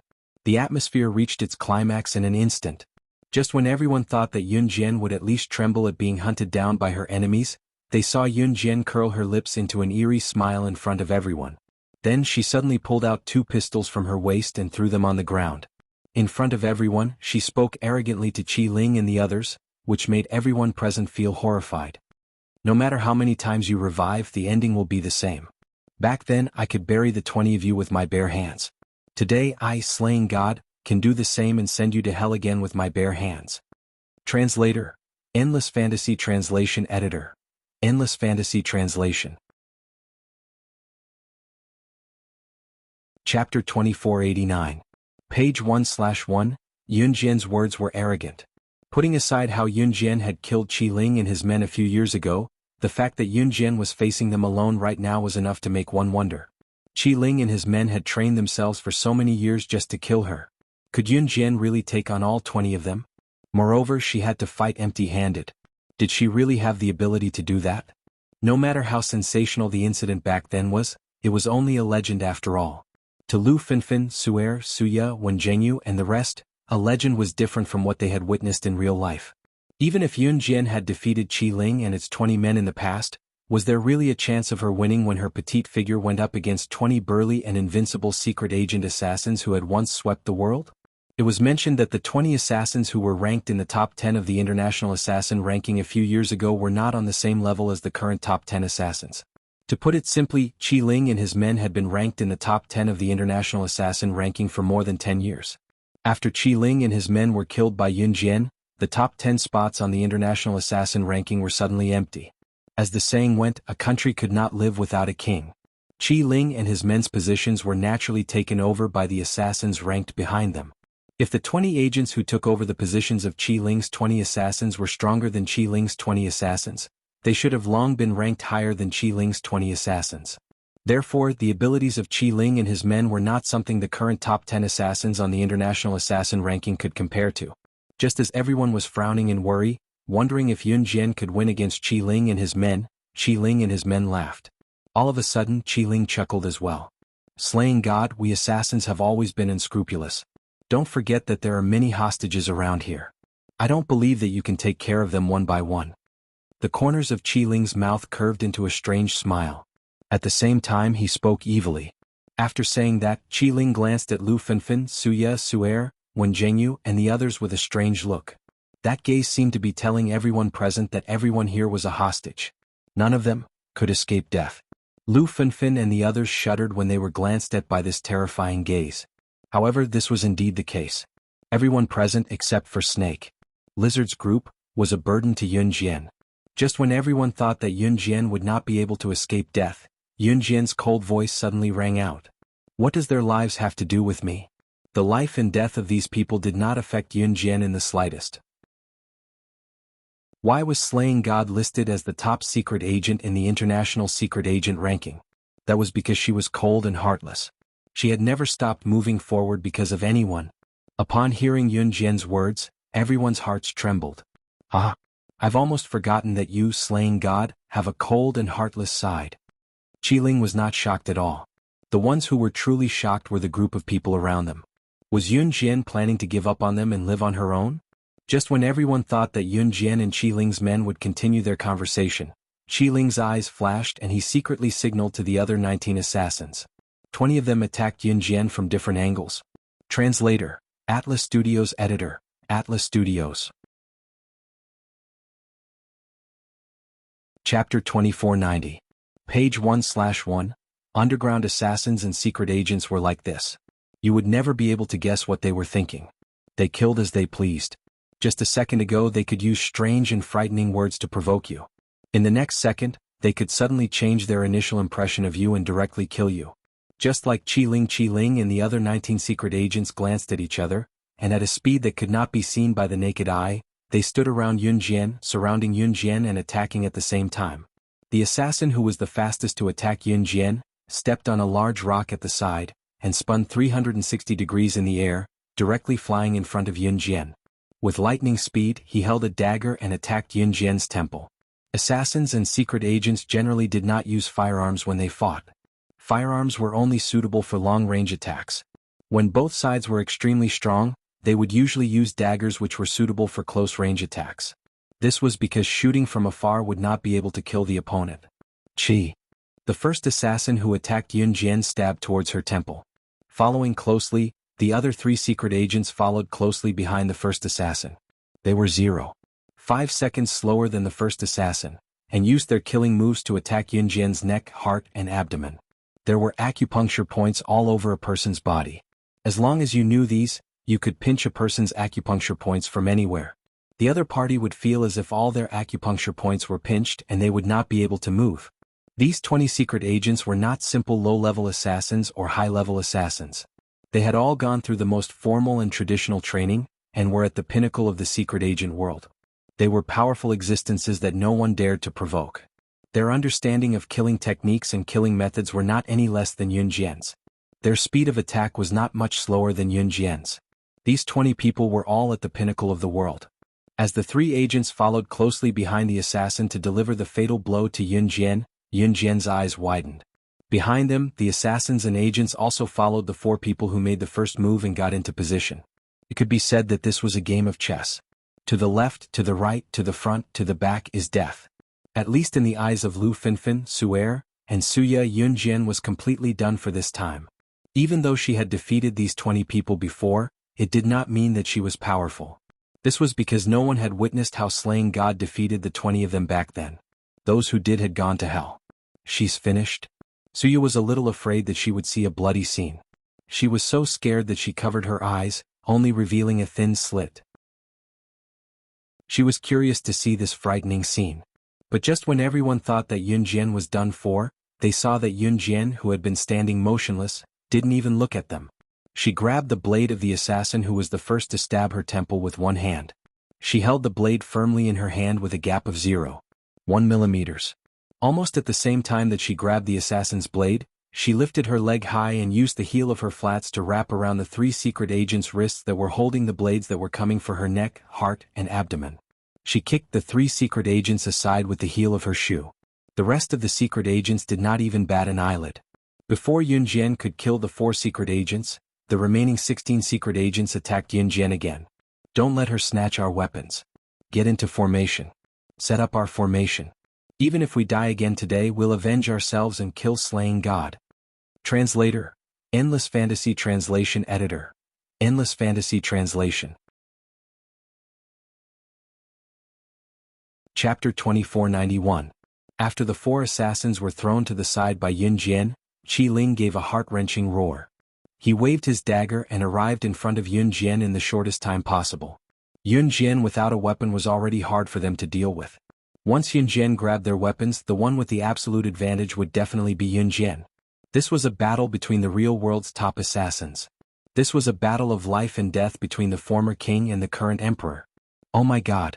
Was this their world? It belongs to the world of assassins and agents. Han Jinling didn't even want to blink his eyes. He stared fixedly at the shocking scene before him and sighed. This is probably the world of assassins and agents. Su'er gave a long sigh and said firmly, this was the world of assassins and agents. At this moment Yun Jian was facing Qi Ling. After Qi Ling finished his words, he flashed behind Yun Jian and attacked Yun Jian from behind. At the same time, 5 assassins attacked Yun Jian from 5 different angles. They attacked Yun Jian from the front. Seeing this, Yun Jian's eyes narrowed slightly. Then she squatted down and planned to kick the 5 assassins to the ground. These 5 assassins were not weak. Seeing this, they immediately changed their knife techniques and attacked Yun Jian, who was squatting down. Qi Ling's dagger was about to pierce Yun Jian's heart from the back. However, just as the 5 assassins changed their weapons to attack Yun Jian, who was squatting down, she stood up abruptly and lifted her leg to sweep it across. She had intended to sweep the 5 assassins' legs, but she stood up without warning and kicked their heads consecutively. The 5 assassins had no time to react and were kicked to the ground. At this moment, Qi Ling's dagger was 0.1 millimeters away from Yun Jian's heart from the back. Just when everyone's hearts were in their throats, thinking that Yun Jian would definitely fail this time, a voice suddenly rang out. Using the inertia from kicking the 5 assassins to the ground, Yun Jian spun sideways and clasped her hands together, catching Qi Ling's blade that was aimed at her heart between her palms. Oh no! Qi Ling's heart skipped a beat. Just as Qi Ling's heart skipped a beat, Yun Jian's monotonous voice rang out in front of everyone. Now it's my turn to fight back. These words were cold to the bone. Qi Ling was frightened and panic-stricken. Dagger. Dagger. Dagger. With a side kick, Yun Jian sent Qi Ling to the ground. At the same time, she slashed Qi Ling's hand that was holding the dagger. Lowering her hand, she gripped the dagger accurately in front of everyone. She had snatched the weapon in the end. This meant that it was time for her, slaying God, to retaliate. The 20 assassins who had charged forward fearlessly were now staring at Yun Jian cautiously as if their feet were glued to the ground. None of them dared to move forward. Slaying God, the number 1 on the international secret agent ranking, was the king when she did not have a weapon. When she had a weapon, she was the ruler of the world. A sacred symbol that could make all living beings bow down to her. At this moment, be it Lu Fenfen, Su'er, Suya, Han Jinling, or even Wen Jianghu, everyone's eyes were glued to Yun Jian. They were completely stunned by Yun Jian's terrifying skills. Just as everyone watched, Yun Jian suddenly raised the dagger in front of her eyes. The sharp glint in her eyes shone through the dagger and was reflected in everyone's field of vision. Her lips curled into an eerie curve that sent chills down one's spine before she blurted out the most brash and arrogant words. "You're the one who's going to kill me. It's time to send all of you on your way." If you want to talk about campus rebirth, the strongest female secret agent with more like-minded people, follow excellent reading literature on WeChat. Talk about life, find a confidant. Chapter 2492. Translator, Endless Fantasy Translation Editor, Endless Fantasy Translation Translator, Endless Fantasy Translation Editor, Endless Fantasy Translation Translator, Endless Fantasy Translation Editor, Endless Fantasy Translation. Yun Jian's flawless face was so beautiful that it made people forget to breathe. Her lips that had never been smeared with lip gloss were as pink as a newborn baby's with a natural pinkish red. Those words, which made one's head feel as if it had been smashed by something, came out from those naturally pink lips. Once the words were spoken, everyone's heart felt like it was being squeezed by someone's hand as their breathing quickened. Lu Fenfen, Suya, Su'er, Wen Jianghu, and the rest had thought that Yun Jian would struggle even if she was slaying God when facing Qi Ling's team of 20 assassins. After all, they had witnessed Qi Ling's team's killer move earlier. With their flawless moves and the near-perfect coordination of Qi Ling's team, it would be impossible for Zhang Tai to dodge their attacks, let alone defeat Qi Ling's team. Lu Fenfen, Suya, and Su'er in particular, could not help but put themselves in the shoes of the scene when they witnessed such a realistic scene unfolding before their eyes. Hence, they assumed that Yun Jian must be having a hard time dodging Qi Ling's team's attacks. Who would have thought that not only was Yun Jian effortless, she had counterattacked easily and even snatched their weapons away when Qi Ling's team of assassins attacked her at the same time. If slaying God, the top secret agent in the international secret agent ranking, was only a legendary and terrifying figure that everyone spoke of before this, she was now the top secret agent in the world. Now Lu Fenfen and the rest had thoroughly experienced Yun Jian's ability. If those secret agents and assassins are considered the pinnacle of international capability, then she's the ruler of everything. She's the incarnation of God. Han Jinling, who usually had a way of flirting with girls and was gorgeous and handsome when he was a singer in the entertainment industry, was now tugging at the corner of his shirt nervously as he exclaimed with a pallid face. Lu Fenfen's expression darkened. Why was Chen Sini's friend such a terrifying existence? Was she not just an ordinary person from a small place like Longmen City? How did he know the #1 agent on the international secret agent ranking list? He was the kind of person who treated human life as child's play and killed without hesitation. Lu Finfin and the others who were watching from the sidelines flashed through their minds. Qi Ling, who had just been knocked to the ground by Yun Jian, clutched his abdomen and stood up as quickly as he could. As he stood up, he exclaimed to the other 19 agents, "Go. Let's go together." The weapon was snatched away by her. This meant that they were in danger. Once slaying God wielded a weapon, then. Just as Qi Ling finished his words, however, Yun Jian was already in front of him in a flash. The moment the 9 assassins behind her launched their attacks at the same time, Qi Ling's eyes widened. The dagger in his hand spun a few times in Yun Jian's right hand before stabbing into Qi Ling's wrists and ankles, cutting off the most important meridians in Qi Ling's body. Qi Ling, whose meridians had been severed, was no different from a cripple. In the future he wouldn't even be able to hold a dagger. When the other 9 assassins saw this, they were stunned. Qi Ling was the strongest of them all. He was also their backbone. With their backbone crippled, it would be impossible for them to go against slaying God. This momentary pause was just a momentary pause. The dagger in Yun Jian's hand flew past the 9 assassins' necks, taking their lives with the flying dagger. At the same time, Yun Jian blocked the attacks of the 3 agents who were coming at her from behind. She flashed past them and grabbed their spines tightly, pinching them through their clothes before tightening her grip and grabbing them. A person's spine was the backbone of the body. Once someone with sufficient strength grabbed the spine and pinched the fatal point, the person would die before he could even make a final sound. This was common knowledge in the world of assassins and agents. Of course, under normal circumstances, killing someone by pinching the fatal point of the spine was only suitable for female agents to seduce them. This was because most people would not be able to pinch the fatal point, so they would need to feel around the person's back for a period of time. If it was someone else who needed to fumble around, Yun Jian did not even hesitate for a second to reach out and pinch their vital points. In just 3 short seconds she had killed the 3 agents who had followed her in quick succession. Her technique had once again refreshed Lu Finfin and the rest's understanding of agents. At this moment, everyone around them was stunned by Yun Jian's fast, accurate, ruthless and steady technique. They stood rooted to the ground, trembling violently. Translator. Endless Fantasy Translation Editor. Endless Fantasy Translation. Chapter 2493. In the blink of an eye, Lu Finfin, Suer, Suya, and the rest of the 20 top-notch Secret Service assassins were reduced to 7. Yun Jian had severed all of Qi Ling's vital meridians with one slash. With his meridians crippled, he would never be able to hold a dagger or a gun again. In other words, that slash had turned Qi Ling into a cripple. A cripple who was worse than an ordinary person. As for the 9 assassins and the 3 agents, they were killed on the spot by Yun Jian with a single slash. Naturally, the remaining 7 Secret Service agents were no match for Yun Jian. Ha ha ha ha ha ha. Qi Ling guffawed when the outcome was decided and the remaining 7 Secret Service agents dared not come forward. The corpses of the 12 Secret Service assassins were strewn all over the ground. As he laughed, tears streamed down from the corner of his eyes. He laughed and cried at the same time. Qi Ling didn't find this strange scene strange at all.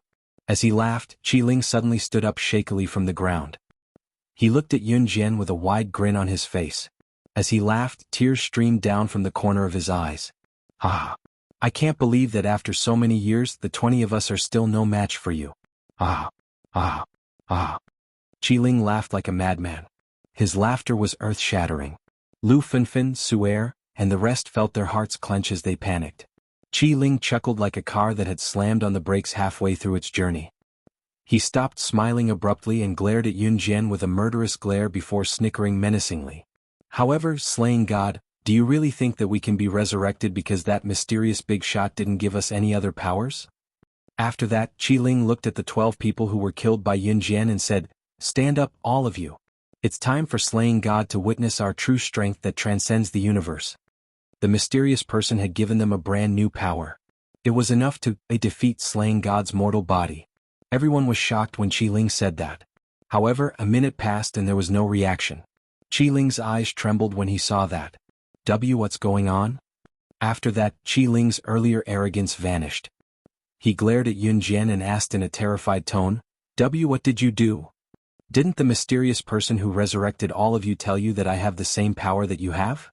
Just as Qiling's fear reached its peak, Yun Jian spoke faintly.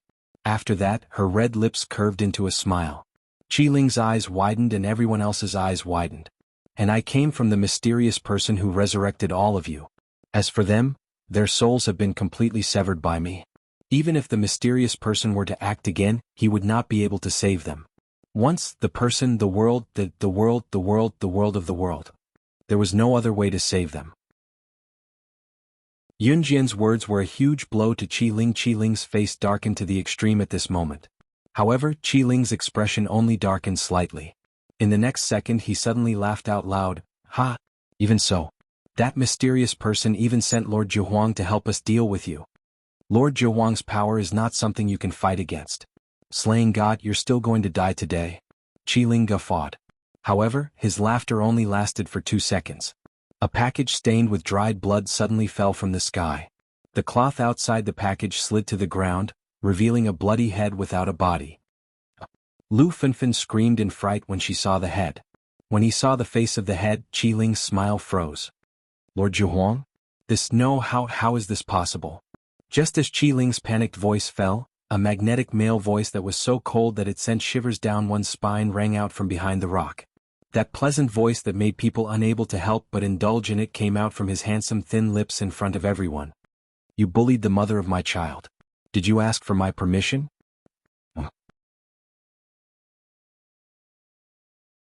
Chapter 2494. Page 1/1. The head fell from the sky and when it landed on the ground, the layer of cloth that covered it slid off. It was just like when Yun Jian was reborn and his younger brother was killed. Qiling's heart was twisted at this moment and he collapsed. Zhihuang? Lord Zhihuang? Lord Zhihuang is dead. Yes. No, this is impossible. How could Lord Zhihuang be dead?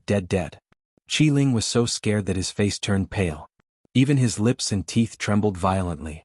Compared to Qiling, Lu Fenfen was scared to death when she saw this scene.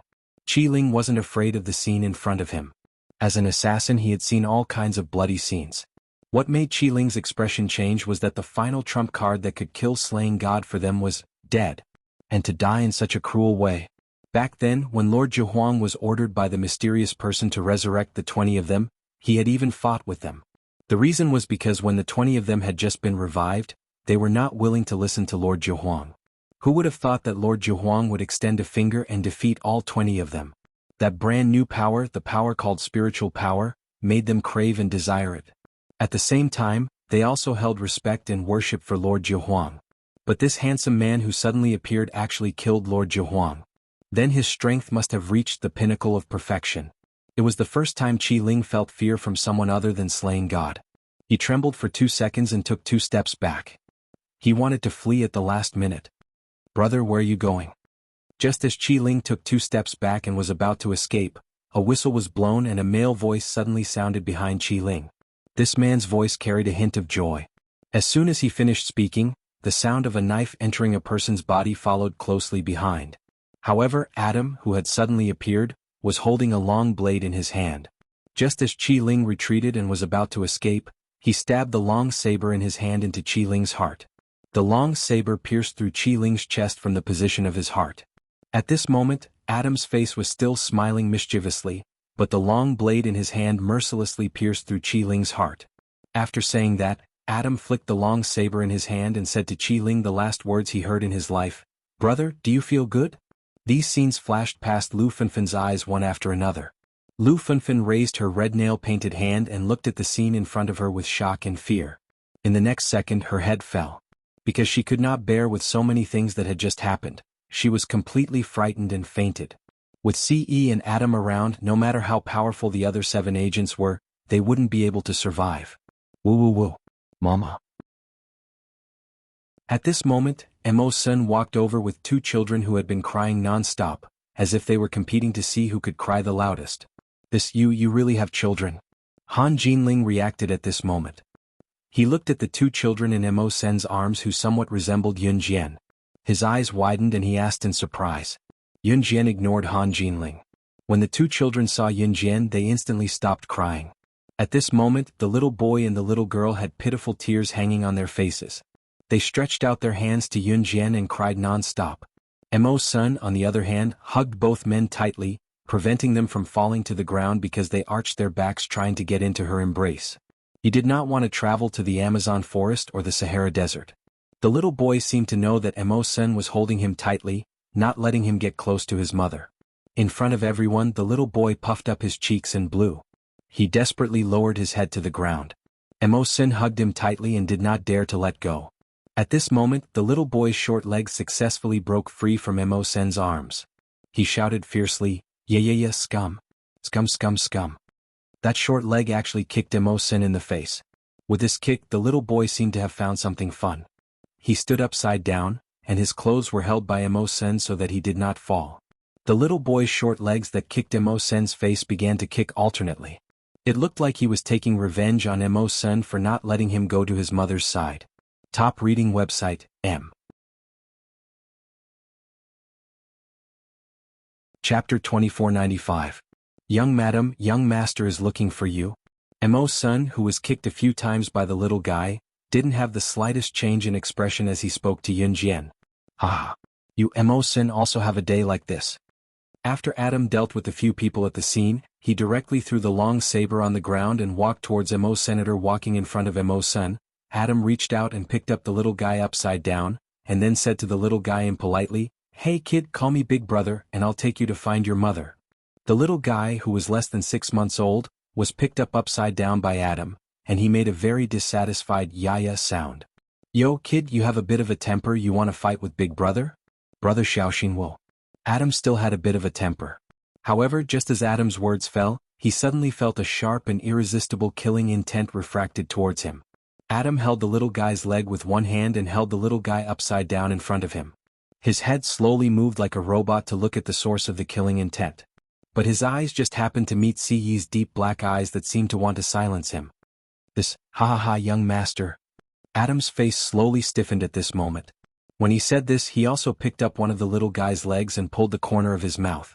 The next second, Adam hurriedly turned the little guy upside down and held him firmly in his arms.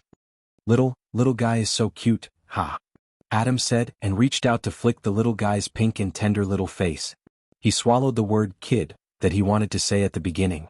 "Sahara Desert for a month, food and accommodation are provided. Pack up, we'll leave tomorrow." Siyi was expressionless.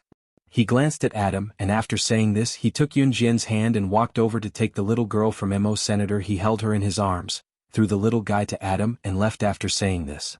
"My God, you want me to go again?" Adam pulled the corner of his mouth and his face was unhappy. After Yunjian and Siyi had left with the little girl, Emo-sen put on his gloves and spoke to Adam calmly. "Let's get to work. Fortunately, you're not carrying a girl. Otherwise, you won't be able to come back from the Sahara Desert for a year." Emo-sen's words were ambiguous. What he meant by starting work was naturally to clean up the scene. What the hell? After hearing Emo-sen's words, Adam clicked his tongue at Emo-senator. Then, he looked at the little fellow and was about to show a fierce expression to the little fellow. Lowering his head, he suddenly saw the little fellow looking at him and sticking out her tongue. Adam was furious. In his anger, Adam suddenly opened his mouth and said to the little fellow, "Kid, sooner or later, I'll make that stinking brat of mine marry your sister. Wait for me." He didn't dare to say this in front of C.E. Wei Province, Pan City People's Hospital. Not long after Qin Sini returned to the ward, Zhang Xiaofeng heard the news and ran back as fast as he could. At this moment, Zhang Xiaofeng and Qin Sini had been alone in the ward for a while. It was hot. Moreover, Zhang Xiaofeng couldn't hold back and finally confessed to Qin Sini. "Sini, be with me. Don't torment us anymore. I don't care about blood relations anymore. Let's be together." Zhang Xiaofeng suddenly said this. When he said this, Qin Sini was shocked. However, after the previous incident, Qin Sini was actually a little tempted. She was silent for a long time. Finally, she thought about how she would tell the elders if they were together. She closed her eyes and said, "I've already lost my virginity to Wuxia. We're really not suitable for each other." Of course this was just an excuse. Actually, Qin Sini's heart was still a little tempted. She even thought that if she hadn't lost her virginity to Wuxia, then that day I was the one who asked Wuxia to get you drunk and bring you to a hotel. After that, I asked him to take responsibility for me. Qin Sini, listen to me. I like you. That day I was the one who ked you, not Wuxia. Come. Wonderful book house. Chapter 2496. Page 1/1. So, Qin Sini. You're my woman for the rest of your life. Zhang Xiaofeng grabbed Qin Sini's shoulders with both hands and swore loudly. Fortunately, the ward was a single room. Otherwise, if Zhang Xiaofeng shouted these words, Qin Sini would be embarrassed to death. But for some reason, after knowing that the person that night was Zhang Xiaofeng, Qin Sini heaved a sigh of relief. As expected, she still liked him. Even after dating Bo Wenxiu for a year, the two of them treated each other with respect. Only Qin Sini thought that she had crossed the line that night. Her heart had already given Zhang Xiaofeng without reservation a long time ago. Even after that night, Qin Sini was still forcing herself to like Bo Wenxiu, but it wasn't true love. At this moment, Qin Sini's tense heart completely relaxed. She threw herself into Zhang Xiaofeng's arms and suddenly burst into tears. Why did you do this? Why didn't you tell me earlier? I hate you the most. Zhang Xiaofeng is the most hated person in the world. Zhang Xiaofeng knew that Qin Sini was being sarcastic. He also heaved a sigh of relief. He hugged Qin Sini back tightly and forced a smile. Bo Wenxiu ran away from the marriage because he didn't like Suya. But he didn't expect that he would lose 2 fingers because of this. It's okay, I'm fine. My mom won't dare to force me to marry again. 2 fingers in exchange for a free marriage. For someone like me who was born in a rich family and had no choice, it's too good. Before leaving Wei province, Qin Sini and Zhang Xiaofeng went to say goodbye to Bo Wenxiu. Bo Wenxiu lay on the sickbed and raised his 2 fingers that had already been chopped off and were now wrapped in white bandages. He laughed loudly. However, his words carried a bitterness that outsiders could not understand. In the end, Qin Sini and Zhang Xiaofeng left. Sometimes, if you want to get a part of what you want, you have to exchange another part of it. Once he did, he would never have the chance to regret it. Once the heavens took away the items you traded, they would not return them to you in the form of a miracle. After Yun Jian and the rest returned to Longmen City, Qin Sini and Zhang Xiaofeng returned as well. The relationship between Qin Sini and Zhang Xiaofeng was still a secret. They didn't dare to let their family find out. However, after everything was explained, Qin Sini's original intention of deliberately distancing herself from Zhang Xiaofeng was completely gone. As for his family, he would keep it a secret for as long as he could. They had decided to be together and they would not change their minds until death. January 21, 2004 was New Year's Eve, also known as New Year's Eve. On this night, everyone gathered at Qin Yiru's villa to have the New Year's Eve dinner prepared by Qin Yiru. After dinner, the little one and the girl were especially excited. At night, Qin Yu dragged Yun Yi, Gun Yanji and Leng Mei to play mahjong. Yun Jian sat on the sofa with her legs crossed. Opposite her sat Lan Su. Lan Su, who was also a mother of a child, maintained her youthful appearance. Like Yun Jian, she looked like she was 18 years old at most. Yun Jian looked at Lan Su with narrowed eyes and told Lan Su, "Come with me to Yun Province's Shrouded Dragon Mountain in 2 days." All right. Lan Su nodded.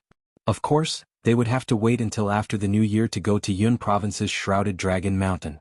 As for why Yun Jian wanted to go to Shrouded Dragon Mountain, there was only one answer.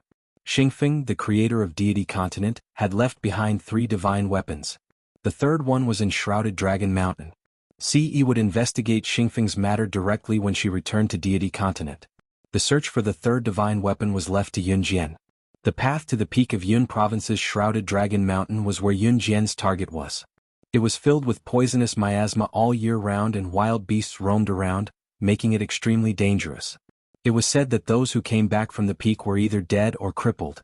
However, she had to go to the peak of Shrouded Dragon Mountain. Translator, Atlas Studios Editor, Atlas Studios. Chapter 2497.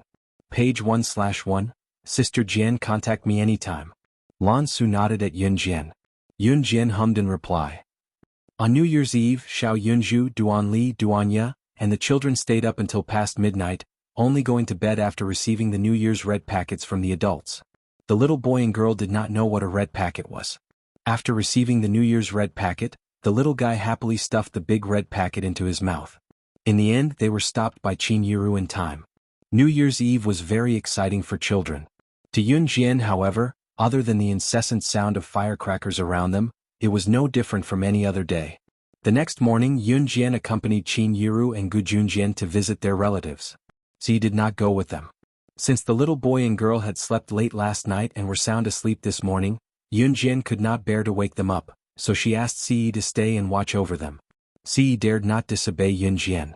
Moreover, Ce did not feel anything about visiting Qin Yiru's relatives. Although it was said that they were visiting Qin Yiru's relatives, they were actually returning to Xinjiang town to bring some New Year's goodies or give the elderly a red packet. Gu Yunjian's relatives were not in Jia province, so they were visiting Qin Yiru's relatives on New Year's Day. The first family they visited was Qin Yiru's maternal family, the Qins. When she saw Yun Jian alighting from the car, Qin Yiru's mother, Zhang Meihua, was the first to greet her from afar. "Oh, my granddaughter's back? Come in and have a seat. It's been so long since I last saw you. You've grown prettier. You're Yiru's child indeed, beautiful and delicate."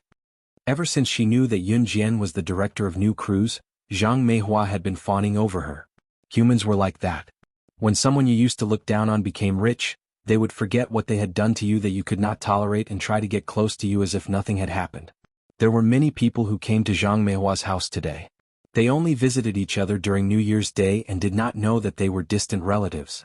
A normal person would not embarrass Zhang Meihua in front of so many people. At the moment, Zhang Meihua's relatives whom Yun Jian had never met were standing in the yard. They could not help but turn to look when they saw another visit.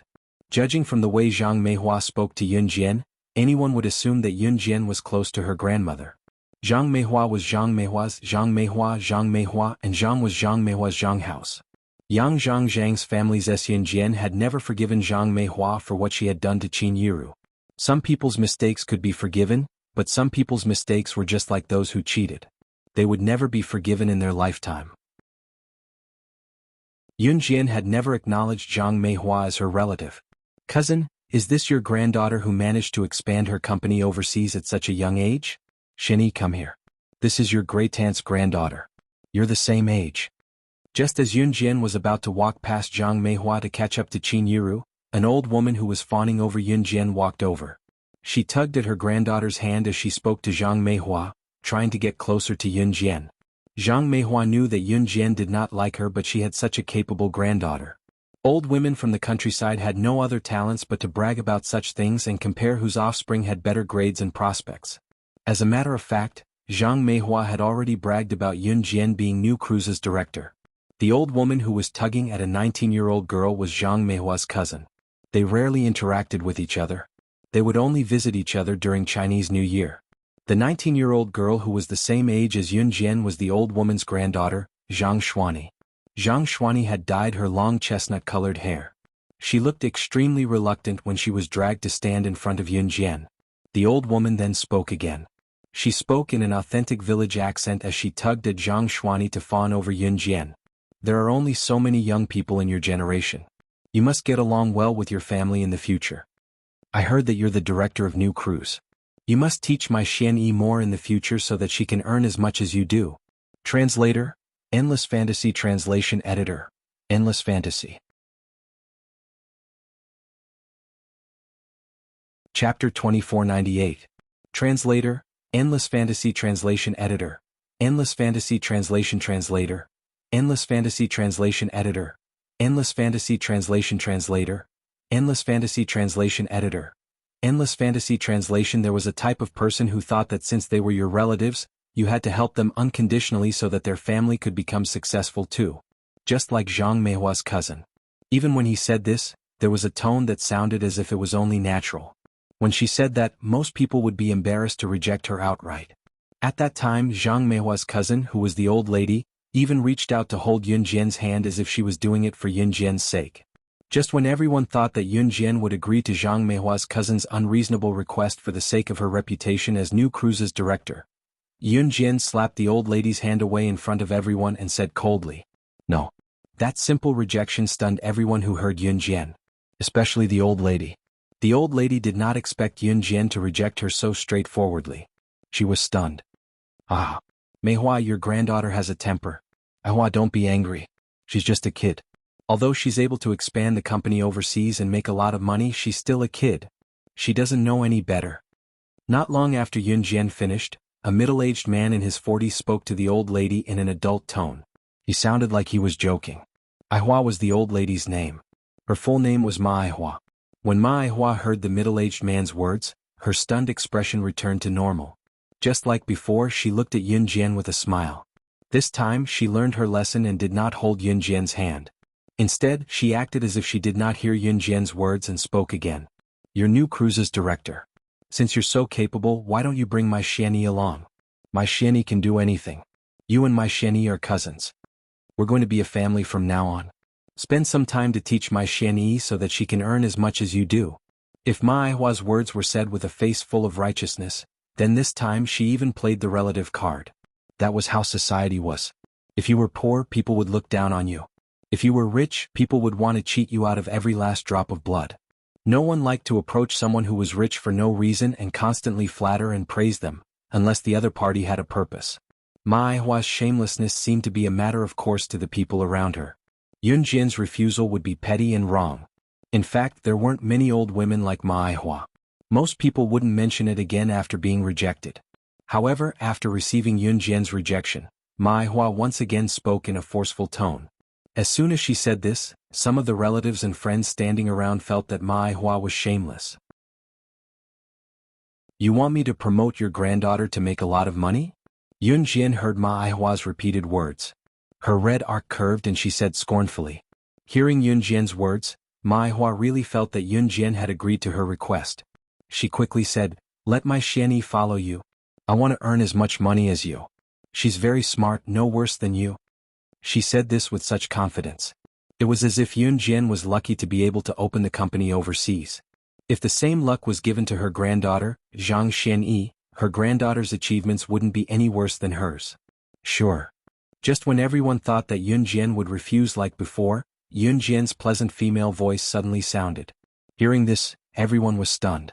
However, just as everyone was stunned, that cold female voice came out of Yun Jian's mouth again. Those words, in the ears of everyone present, made them tremble in fear. Send your granddaughter to an assassin organization for 10 years of training. If she can come out of the assassin organization alive, then I'll hire her as my bodyguard with an annual salary of 10 million yuan. Translator, Atlas Studios Editor, Atlas Studios.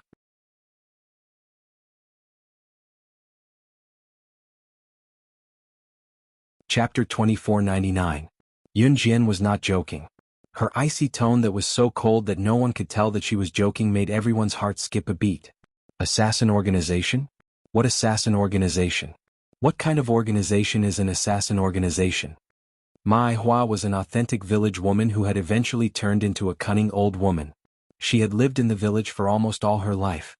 She was like Zhang Meihua, gathering with a bunch of old women to munch on melon seeds and boast about how good her offspring was in their studies, which high school or university they had been admitted to, and how high their income was after graduation.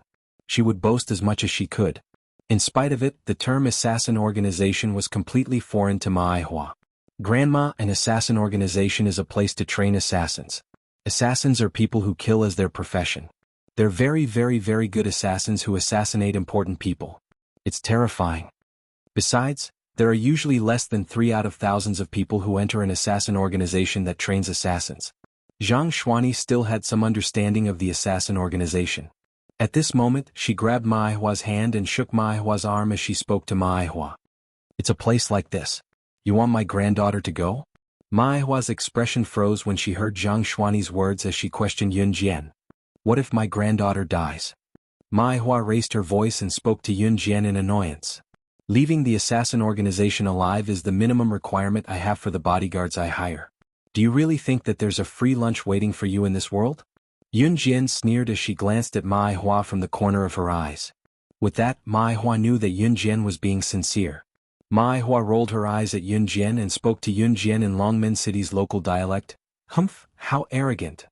There was a hint of disdain in her tone, as if she was an old woman who had turned her back on Yun Jian when she could not gain anything from her. As soon as she finished speaking, Ma Aihua grabbed her granddaughter, Zhang Xuani, and ignored Yun Jian. Before she left, however, Ma Aihua turned to glance at Yun Jian. Thinking that she could not gain anything from Yun Jian anyway, who cared what kind of director of new crews she was, Ma Aihua scolded Yun Jian again in Longmen City's local language. So arrogant. If you have the ability, why did you join a killing organization? You're so vicious at such a young age. When you grow up, don't become a murderer and be sent to the police station. Since she had already given up, Ma Aihua might as well make her words even harsher. In the past, when she met her cousin Zhang Meihua, every year she would proudly show off. This was because Meihua's descendants earned more money than Zhang Meihua's descendants and were better at studying. In the end, he did not expect Yun Jian to appear. Now he could not show off during the new year. He was not happy at all. "Oh dear cousin, what do you mean? What did my granddaughter do to you that you have to talk about her like this?" Zhang Meihua had always been outshone by Meihua every year. Now that Meihua was talking about Yun Jian like this, she was the first to object as she retorted. On the surface she was helping Yun Jian to fight back. In fact, if Yun Jian did not have such achievements, Zhang Meihua would not have spoken up for Yun Jian. "Cousin aunt, my grandma's right. Your granddaughter said that she'll only bring me to earn money if I come out of the organization alive. Isn't it obvious that she's unwilling to bring me along? She's afraid that I'll steal her money because I'm too powerful." Assassin organization? Who knows if I'll really stab someone to death one day and be sent to the police station to spend my next life in jail. Zhang Xuani flicked her chestnut hair that fell over her shoulders and glanced at Zhang Meihua. It was only then that she turned to look at Yun Jian. To her horror, she realized that Yun Jian was already holding a shiny silver pistol in her hand. While everyone was still in shock, Yun Jian twirled the silver pistol in her hand skillfully. She pointed the pistol's muzzle at Zhang Xuani and Meihua right under their noses and gave them a cold curl. In an instant, the words that made everyone lose their composure were blurted out to Zhang Xuani and Meihua. "You can try.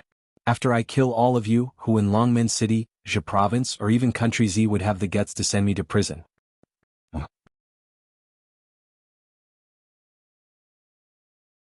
Chapter 2500. Page 1/1. No one in Longmen City, Zhe Province, or even the entire country had the guts to do so. To send her to prison. Who would have the guts to send her to prison, not to mention Z country, even internationally? Yun Jian's words were arrogant to the extreme. Her brazen words, coupled with her undeniable tone, and the silver pistol in Yun Jian's hand. Everyone present felt like they had been shot and were facing death.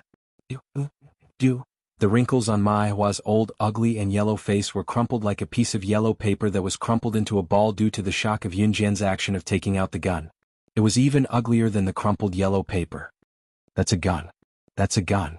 Grandma, that's a gun." When Zhang Xuani saw the toy in Yun Jian's hand, her expression changed drastically. She grabbed Meihua's hand tightly, squatted down, and hid behind Meihua.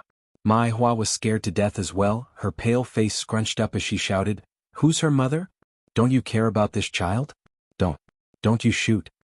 Qin Yiru and Gu Junjian stood aside and watched Meihua's shameless act. "Bah! Who told you to spout nonsense? I think you should take back these New Year's gifts too. Don't come again." Zhang Meihua found a chance to vent her anger.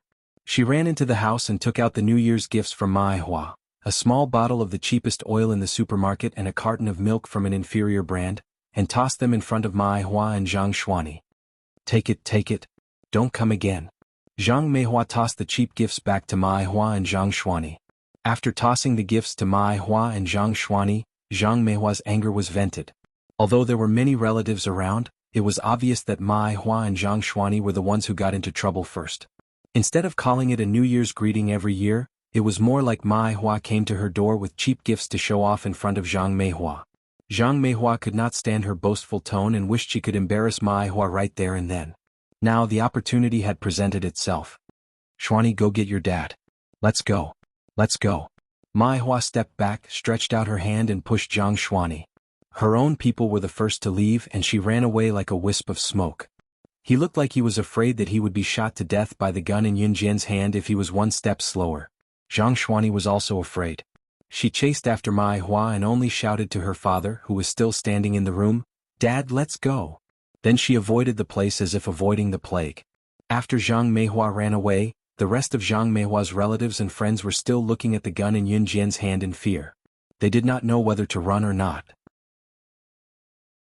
Just as everyone's hearts were tensed up and they were scared to the extreme, they even imagined that Yun Jian would lose control of the gun in her hand and accidentally shoot them. Yun Jian suddenly threw the silver gun into the air. Everyone's emotions reached a climax at this moment. Yun Jian, on the other hand, looked straight ahead. She did not even look at the silver gun that was thrown into the air. She reached out and caught the gun steadily. Then she revealed a harmless and shy smile in front of everyone. It was as if the murderous girl just now was not herself. She raised the gun and said expressionlessly, "This is a toy gun." Everyone was speechless. Translator, Atlas Studios Editor, Atlas Studios. Chapter 2501. The toy gun was Siyi's toy for the little one to play with, and Yunjian had scooped it up in passing. At that time, everyone was in a daze. Mai Hua and Zhang Xuani had been scared away by a toy gun that had no lethality? At this moment, a black line appeared before everyone's eyes.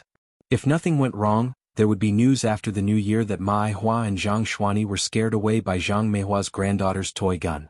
It would even be treated as a joke. However, these were matters for the future. After paying New Year's greetings to her relatives in Xinjiang town, she returned to Longmen City. Qin Yiru did not have many relatives, and some distant relatives had already cut off contact with each other. Therefore, she went back to Longmen City after paying New Year's greetings to the few families she was in contact with. At night, Qin Yiru made handmade dumplings. She kneaded the dough and rolled it into a big and thin round surface with a tool before printing it into small dumpling wrappers. All of these were handmade by Qin Yiru. Yun Jian went over to help along the way. "You have to make the dumplings like this. Wrap them in diagonally. You have to wrap them tightly when you wrap them diagonally. Otherwise, when you cook the dumplings later, the wrappers won't stick together and the fillings in the wrappers will be a mess." Qin Yiru demonstrated as she patiently taught Yun Jian how to make dumplings. It was a pity that making dumplings was a profound knowledge to Yun Jian. The dumplings she made were either crooked or scattered.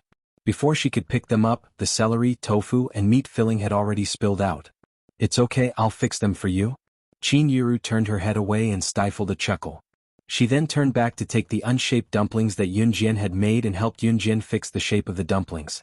Although the dumplings that Qin Yiru had fixed looked much better than those made by Yun Jian herself, they were still rather ugly. At least they could be cooked in the pot. Ce and Gu Junjian were sitting on the sofa in the living room. In front of the sofa in the living room there was a color TV. At this moment, the TV was playing a movie about special forces. There were many foam mats on the floor between the sofa and the color TV. Xiao Yunju, Duan Li, Duanya, Qin Yiru and Gu Yunjian's babies, as well as the little fellow and the little girl, were all sitting on the foam mats. Except for Xiao Yunju and the other two, the other children were crawling around on the foam mats. At this moment, Yun Jian came out of the kitchen with the dumplings she had made. She originally wanted to give the dumplings to the little fellow and the little girl, but she didn't expect that Ce would reach out and snatch them away. I made it. It doesn't taste good." Yun Jian pursed her red lips. After Qin Yiru helped to cook the dumplings, the skin of the dumplings still fell apart and the fillings were all messed up. They were cooked until they were tasteless. Coincidentally, at the little fellow and the little girl's age, they should eat chopped things. Yun Jian's dumplings were just right. Therefore, Yun Jian took them and gave them to the little fellow and the little girl. She didn't expect that Ce would snatch them away. Delicious. After a while, Ce finished all the dumplings in the bowl, including the fillings and soup. Yun Jian pursed her lips and ignored Ce. She walked over and picked up the little fellow and the little girl who were rolling on the ground. She brought them back to the bedroom to breastfeed the two children. Although the little fellow and the little girl could eat some more fragmented food, the source of nutrition was still breast milk. After breastfeeding, the two children fell asleep unknowingly. Yun Jian just put on her clothes and walked out of the house. Just as she walked out of the house, she was stopped halfway by Ce. "They're asleep," Yun Jian said to Ce. Ce responded but didn't give way. She stared straight at her. Yun Jian understood Ce. She quickly realized that Ce was staring at the place where she breastfed the two children just now because she wanted to.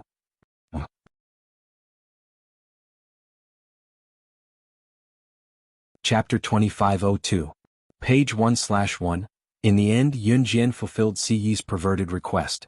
When they went downstairs again and reached the staircase, Yun Jian tugged at her clothes on purpose, afraid that someone would notice something fishy. Ce, on the other hand, had a hand in his pocket as if nothing had happened as he held Yun Jian's hand and went downstairs. He looked like he was afraid that others would not know what an embarrassing thing he had done just now. Beneath that handsome face that was enough to provoke people to beat him up and anger both men and gods alike, the curve of his handsome face rose, and a satisfied smile appeared. "Xiao Jian, are Yuan and Mingyu asleep?" Qin Yiru asked Yun Jian as she cleared the dishes. They're asleep." Yun Jian nodded. "I'll sleep with the kids after I clear the dishes. I've left the dumplings in the pot for you guys. They're still warm. Go eat them, they won't taste good when they get cold." Qin Yiru said. Yun Jian nodded and went into the kitchen with Ce to scoop the dumplings that Qin Yiru had left in the pot. Other than Qin Yiru's house, Qin Yu's house was lively as well. Yun Yi was currently in Qin Yu's house with a scarf wrapped around his chest as he washed the dishes by the kitchen sink. Beat him up. Beat him up. Scumbag. I'll give you a box of my latest drug. It won't hurt, I'll send you to hell with one bite. Yun Yi was washing the bowls and chopsticks from the candlelight dinner he and Qin Yu were having tonight when he turned to see Qin Yu, who was sitting on the sofa in the living room, hugging a teddy bear and whacking it while watching the cliched romance movie on the TV angrily. He smiled knowingly as his tall frame stood in front of the kitchen sink to wash the bowls and chopsticks skillfully. Yun Yi had been staying at Qin Yu's house for the past 2 days, spending time alone with her. If he were to ask where Gu Nianji, Leng Mei and the others had gone, of course, it was because they had been chased away by Yun Yi. It was New Year's Eve. He could not let these eyesores disrupt his great opportunity to be alone with his Qin Yu. Blood Doll Organization. The leader of the Blood Doll, Di Lin, was sleeping on his bed. He was reading the international news with a newspaper in his hand. Outside the Blood Doll Organization, Leng Mei rushed in angrily. Leng Mei, why are you back? Ruoyin, who was also known as the sharpshooter of Blood Doll, asked when she saw Leng Mei. Leng Mei had a fight with Di Lin some time ago, so she went to Qin Yu's house in a huff. When she left, Leng Mei roared, I'm never coming back. I don't want to see that idiot Di Lin again. Who would have thought that Leng Mei would come back? Humph, how dare that guy chase me away and threaten me with Sister Jian? So what if he's Sister Jian's brother? I'm going to kill him next time. Leng Mei clenched her fists and spat viciously. Just as she finished speaking, Leng Mei suddenly moved closer to Ruoyin's ear and asked, Ruoyin, where's the leader? In the bedroom, Di Lin put down the newspaper in his hand and was about to get out of bed. The door was suddenly opened. Rubbing his head, Di Lin thought that it was his subordinate who came to deliver supper to him, so he said, Put it at the door. He did not do anything the last time and Leng Mei was already pissed. She shouted angrily, I'm never coming back. I don't want to see that idiot Di Lin anymore. I'll fight you if you dare look for me. And ran away. Di Lin still did not know what he had done wrong. Rubbing his head, Di Lin had just closed his eyes when he opened them again. The person who opened the door suddenly came in and locked the door. The door to the east and west room. Didn't you hear? Just as Di Lin raised his voice and poked his head out in annoyance, he saw Leng Mei taking off her jacket seductively. She was wearing a sexy red dress under the coat. She wore nothing underneath. She tugged at the red dress and put her hand to her red lips in a seductive gesture as she walked over barefooted. Di Lin was mesmerized. Just as Di Lin was mesmerized, Leng Mei flipped over and sat seductively on Di Lin with the blanket between them. Leader, I missed you so much. Translator, Henyi Translations Editor, Henyi Translations.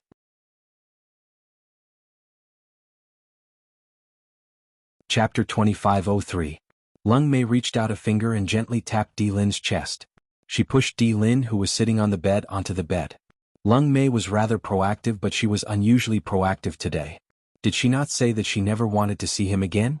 Di Lin knew that Leng Mei would come back or he would have gone to her long ago. He was not used to Leng Mei's initiative. Di Lin grabbed Leng Mei's wrist. His pale and handsome face couldn't help but ask, Where did you go? The pleasant atmosphere was ruined by Di Lin just like that. Leng Mei's face darkened as she flipped off Di Lin to sleep on the other side of the double bed with a pout. How boring. As she spoke, she leaned over and rested a hand on the blanket to take the glass of water that Di Lin had just drunk from on the bedside table and took a few gulps. I'm so pissed. I didn't even get a sip of water when I was chased out in the wee hours of the morning yesterday. Chief's the best, I don't have to worry about food and clothing here.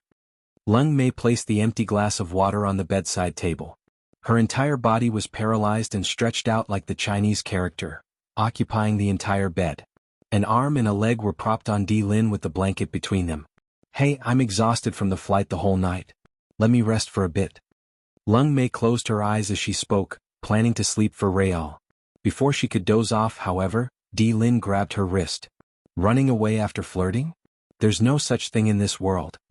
Di Lin flipped over and pinned Leng Mei, who was wearing nothing but a red veil underneath. Chief, what are you doing? So, softer. The night was long. Jia Province's Longmen City. When it was midnight, Yun Jian left the warm bed and left the children to Si Yi's care before she got up and walked out. Once she was out of the woods, Yun Jian flashed to a garden not far away from the mansion. Snake. Lizard was standing there with her arms behind her back. Hearing the sound Snake, Lizard turned to Yun Jian. Sister Jian. Yes. Yun Jian nodded and asked, have you prepared the details of the shareholders of the International Intelligence Platform Center who refused to withdraw their embezzlement from the kosher mercenaries? Previously, at the International Intelligence Platform Center, Yun Jian had used Diani's hand to demonstrate to the big shots of the International Intelligence Platform Center. The kosher mercenaries' intelligence unit had always been suppressed by the International Intelligence Platform. If the forces behind Diani's intelligence team were not the kosher mercenaries, those old bastards would have been even more ruthless. Some time ago, the chairman of the International Intelligence Platform Center had called for an emergency shareholders meeting to immediately withdraw the embezzlement of the kosher mercenaries' intelligence team. However, some stubborn shareholders refused to do so. Yun Jian planned to make those old men pay the price today. The stubborn shareholders refused to back down because they thought that slaying God would never interfere in this matter. Otherwise, what would he be doing? In this world, there were always some people who held on to a fluke mentality, thinking that their luck wouldn't be so bad. It's ready? It's all here. Snake. Lizard passed a stack of documents to Yun Jian. By then, Yun Jian had removed her jacket to reveal the tight-fitting outfit she was used to wearing when she went on missions in her previous life. After equipping herself with the weapon Snake, Lizard had passed to her. Yun Jian raised her hand to wipe her red lips. Her other hand was toying with a Beretta M92F silenced pistol. She narrowed her eyes and looked into the distance through the gun's aiming line. At the same time, she spoke calmly but the words that could change the outcome of the world. Go to the International Secret Agent Assassin website and spread the word immediately. I, slaying God, will return to the International Secret Agent Assassin Circle to carry out missions.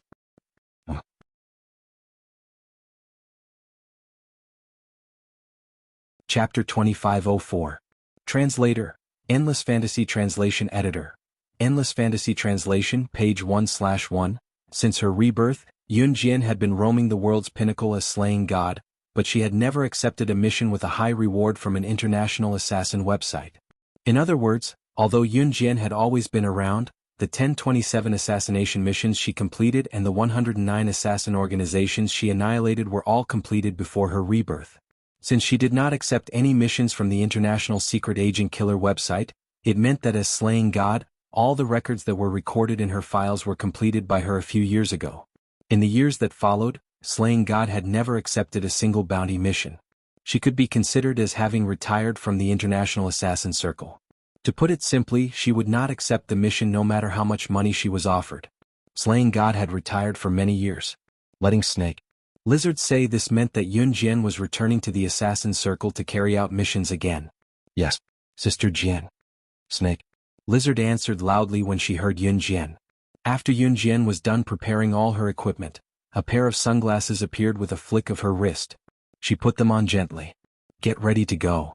After putting the sunglasses on, Yun Jian walked to the Ferrari sports car not far away and pulled open the door to the driver's seat to get in easily.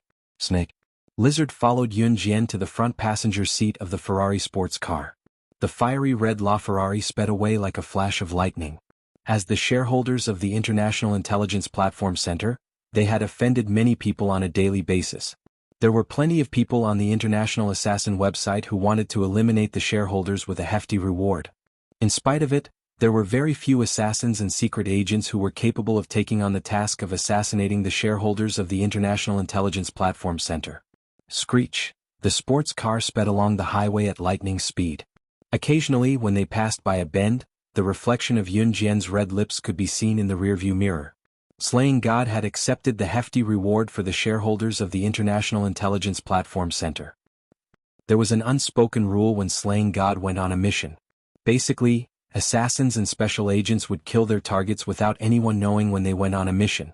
On the other hand, Slaying God never hid when she went on a mission. On the other hand, she would send an assassination notice to the target in advance. Tell him in advance that I'm coming to kill him.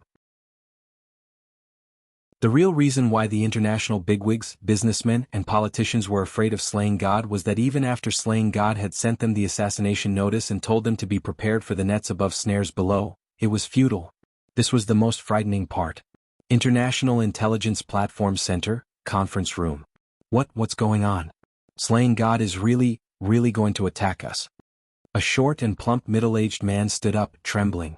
He looked at the director of the International Intelligence Platform in the middle of the room, holding an assassination notice written by Slaying God.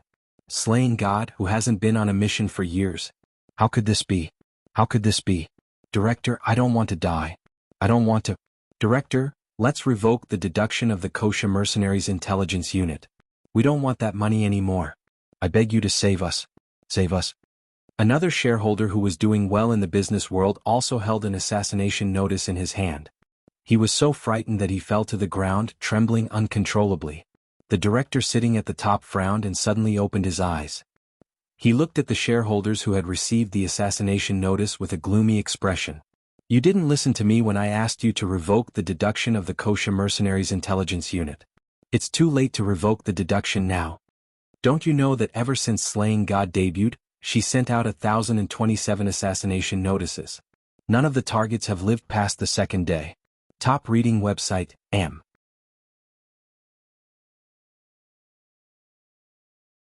Chapter 2505. Translator, Endless Fantasy Translation Editor. Endless Fantasy Translation, page 1/1. The director of the International Intelligence Platform Center had foresight. Not only did he revoke the deduction of his shares from the Kosha Mercenaries intelligence team, but he had also gone to the Kosha Mercenaries to ask for punishment. There was a director and 10 shareholders present. There were 4 shareholders who revoked the deduction of the Kosha Mercenaries intelligence team. Other than the director and the 4 shareholders, the other 6 shareholders had received the assassination notice from Slaying God. Everyone knew that Slaying God had carried out 1027 assassination missions and had also issued 1027 assassination notices. Receiving the assassination notice from Slaying God was equivalent to having 1 foot in a coffin. Before this, no one in the world could escape from Slaying God's assassination. Director, we know we're wrong. I can give all my shares in the company to Slaying God. I don't want any of my family assets. Please help me, I don't want to die. The short and fat middle-aged man was paralyzed on the ground. He looked ahead blankly, then suddenly crawled toward the director's seat in a dog-like manner. He reached out and grabbed the director's trousers.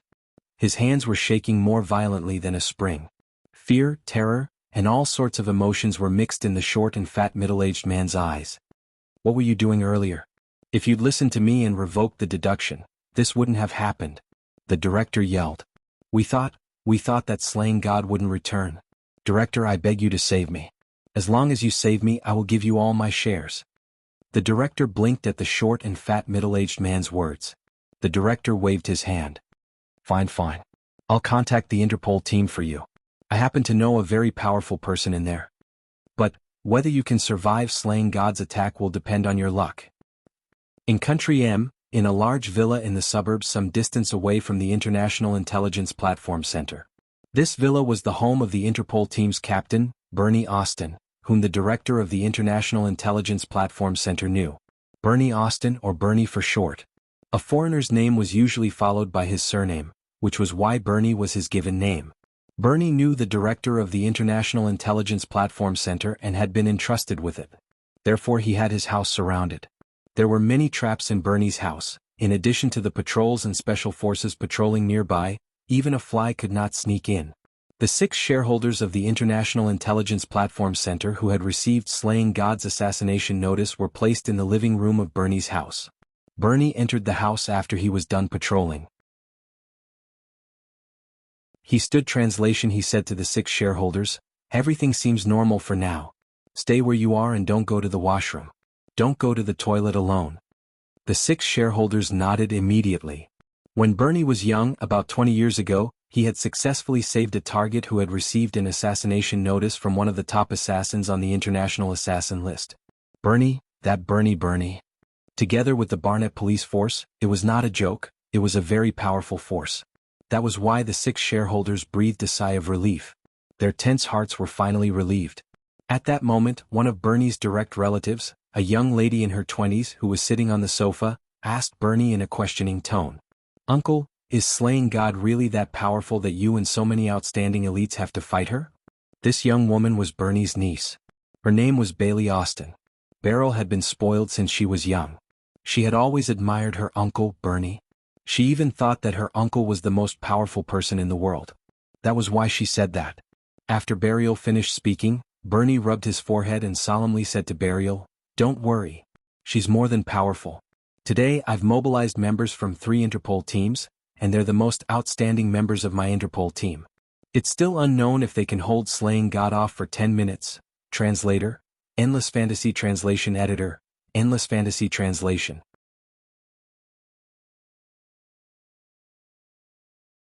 Chapter 2506. Burial shrieked at Bernie's words, "Uncle, how powerful is your criminal police force? Can't you fight her alone?" Burial was in disbelief. Bernie sighed, shook his head and didn't say anything else. The director of the International Intelligence Platform walked into the villa. "Old Bernie, how's it going?" the director asked worriedly. "There's no news about her at the moment. Both inside and outside of my villa, even the blind spots nearby are filled with surveillance cameras. Unless slaying God came down from the sky, no matter how capable she is, she'll definitely be discovered by my men before she enters the living room." Bernie was very confident about that. On the roof of Bernie's villa, a petite silhouette hopped down from a height of a few thousand meters in a helicopter. The petite silhouette grasped the wind speed, humidity, and any other factors and conditions that would affect the accuracy of her landing. Within 5 seconds of landing, he opened his parachute and landed on the roof of Bernie's villa with a precise position. After landing on the roof, Yun Jian kept her parachute as fast as she could. She moved soundlessly and stuck herself to the wall of the villa. There was only one SWAT officer patrolling under the villa's roof. When Yun Jian landed earlier, she had timed it perfectly. The moment she landed and stuck herself to the wall, the SWAT officer happened to walk to the side. Yun Jian's figure that flashed past was the SWAT officer's blind spot. As expected, Bernie was not a simple person. It was almost unheard of for someone to sneak in from the sky. However, for safety's sake, Bernie still sent a SWAT officer to patrol the villa's roof. Yun Jian stuck close to the wall and followed the SWAT officer around the cover. Just when the SWAT officer walked to a spot where the SWAT officers patrolling under the villa could not see, Yun Jian silently rolled toward the SWAT officer. She placed her hand on his head swiftly like an eagle's claw while her other hand covered his mouth from behind.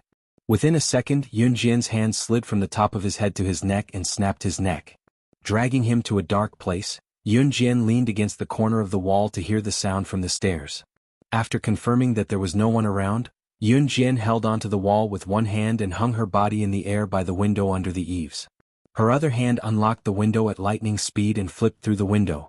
Yun Jian's action just now would have been discovered by the special police patrolling below if they had heard the rustling of leaves in the wind. However, at this moment, no one heard a sound. In the living room of the villa, Bernie is still standing here. Suddenly, the police officer's voice was heard from outside the house. "It's Slaying God. Slaying God was here. Slaying God has been found." Hearing this, Bernie turned around and told the 6 shareholders, "Stay here and don't move." He held his pistol and rushed out of his villa as fast as he could. "Captain, it wasn't Slaying God. Go back quickly. We've fallen into a trap." Just as he rushed to the scene where the voice came from, the shouting SWAT officer was holding a butterfly knife in his hand as he screamed with his eyes wide open. Bernie roared and ran back to the living room as fast as he could. He saw his niece Burial and the director of the International Intelligence Platform Center lying on the ground, paralyzed and trembling in fear. The 6 targets of Slaying God, the 6 shareholders of the International Intelligence Platform Center, were lying in a pool of blood. Their eyes were wide open as they died with everlasting regret. There was a piece of white paper with words written on it on the wooden table. The paper was pinned to the table by a dagger. Bernie's heart skipped a beat. He walked forward quickly and saw the words written in red ink on the white paper. The words were written in a carefree manner, but they gave off a sense of terror. "Target killed, handwritten by Slaying God."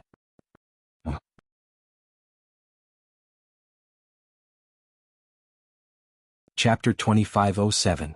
Translator, Endless Fantasy Translation Editor, Endless Fantasy Translation, page 1/1, Translator, Endless Fantasy Translation Editor, Endless Fantasy Translation. He had heard of Slaying God's method of completing missions and that ordinary people could not even see her shadow. Initially, Bernie thought that he would be able to face Slaying God head-on after so much planning. Even if he could not defeat her, he would at least be able to hold her back for 10 minutes. What Bernie did not expect was that he would be utterly defeated by Slaying God. Forget 10 minutes, it was not even a second. He could not even see Slaying God's shadow. When his underling shouted, "Slaying God is here," Bernie did not even have the time to check before dashing out. Moreover, unless Slaying God had really descended from the sky. Otherwise, no matter how powerful she was, she could only attack from outside the door. That was also the reason why Bernie, the captain of the International Police Force, fell for her trick. Not only was Slaying God powerful, but she also knew how to read people's minds. From the moment she created the illusion that she had snuck in from outside, she had already guessed that Bernie would definitely dash out of the house based on his personality. "Did you see Slaying God just now?" Bernie raised his voice and looked at his niece Beryl and the director, who were huddled on the ground in fear. "And no, I didn't see them. T-Uncle and the rest died suddenly. It was just a blink of an eye. When I opened my eyes, they were dead. They were dead." Sob? Beryl hugged her body tightly in fear as she shuddered. There was a hint of sobbing in her voice. She was so frightened that she had lost all feeling in her body. "What about this flying dagger? Where did it come from?" Belle asked before Beryl could finish her sobbing. "I saw it. The staircase. It came from upstairs." The director pointed at the top of the stairs with a trembling finger. Using all the strength he had left in his life, he uttered the words that scared him out of his wits. "The staircase, upstairs, in the sky, in the sky. She came from the sky." Bernie was suddenly enlightened. He held his pistol and rushed out of the villa, only to see the girl in the sky holding the rope hanging from the helicopter with one hand. He couldn't see her face clearly because she was wearing a pair of sunglasses. Grabbing the rope that hung down from the helicopter with one hand, Yunjian, who was hoisted higher, was not at all afraid. With a touch of her red lips, she flashed a taunting grin at Bernie. In the next second, he grabbed the rope with his other hand and quickly climbed from the bottom of the rope to the top of the rope. With a simple somersault, the helicopter was already a few hundred meters above the ground. He took advantage of the momentum and somersaulted into the helicopter. His movements were extremely smooth, so relaxed that it was unbelievable that a person could do it. Bernie shuddered violently. She watched as Yunjian left, but there was nothing she could do. The next day, international news agencies of all sizes spread the news. Slaying God, the #1 on the international secret agent ranking, had returned. She had returned and killed the 6 shareholders of the International Intelligence Platform Center who had maliciously embezzled the Kosha mercenaries' intelligence team. As soon as the news came out, it instantly replaced the media's reports on the celebrities in the entertainment industry. Everyone turned their attention to this matter. In the next few months, all the companies and enterprises that had embezzled the Kosha mercenaries' foreign cooperation projects returned all the embezzled funds to the Kosha mercenaries. Some companies and enterprises even returned the embezzled funds to the Kosha mercenaries after hearing the news. They even offered hundreds of millions of USD in cash to show their sincerity. Just like the directors of the International Intelligence Platform Center, they took the initiative to apologize. Slaying God's name swept through all the major international news media. Even all the programs that reported on the entertainment industry were taken off the air and switched to Slaying God's program. At this moment, Yun Jian, who had caused a global storm, was sitting in a coffee shop in River City's university town. Outside the coffee shop, Mo Bufan and the rest from the martial arts club who had just reported to the university received the news of Yun Jian's return. They seemed to have gathered for a gang fight. Under the attention of passers-by, they rushed into the coffee shop and rushed to Yun Jian. "President, you're finally back." Top reading website, M.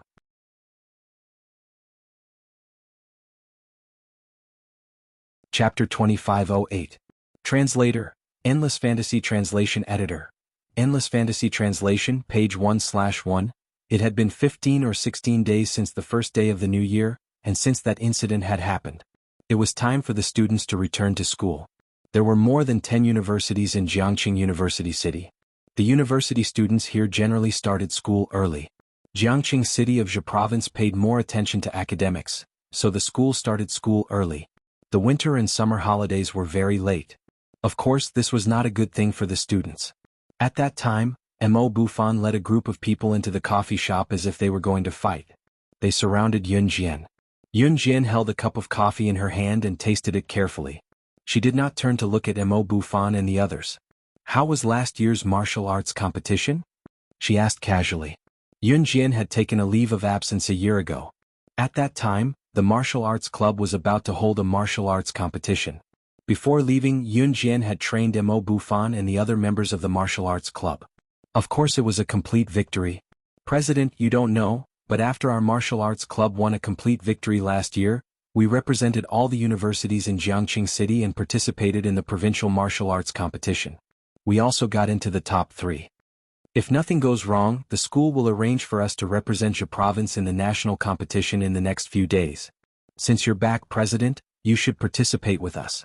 Before Mo Bufan could speak, Zhou Huntao spoke first from Yun Jian.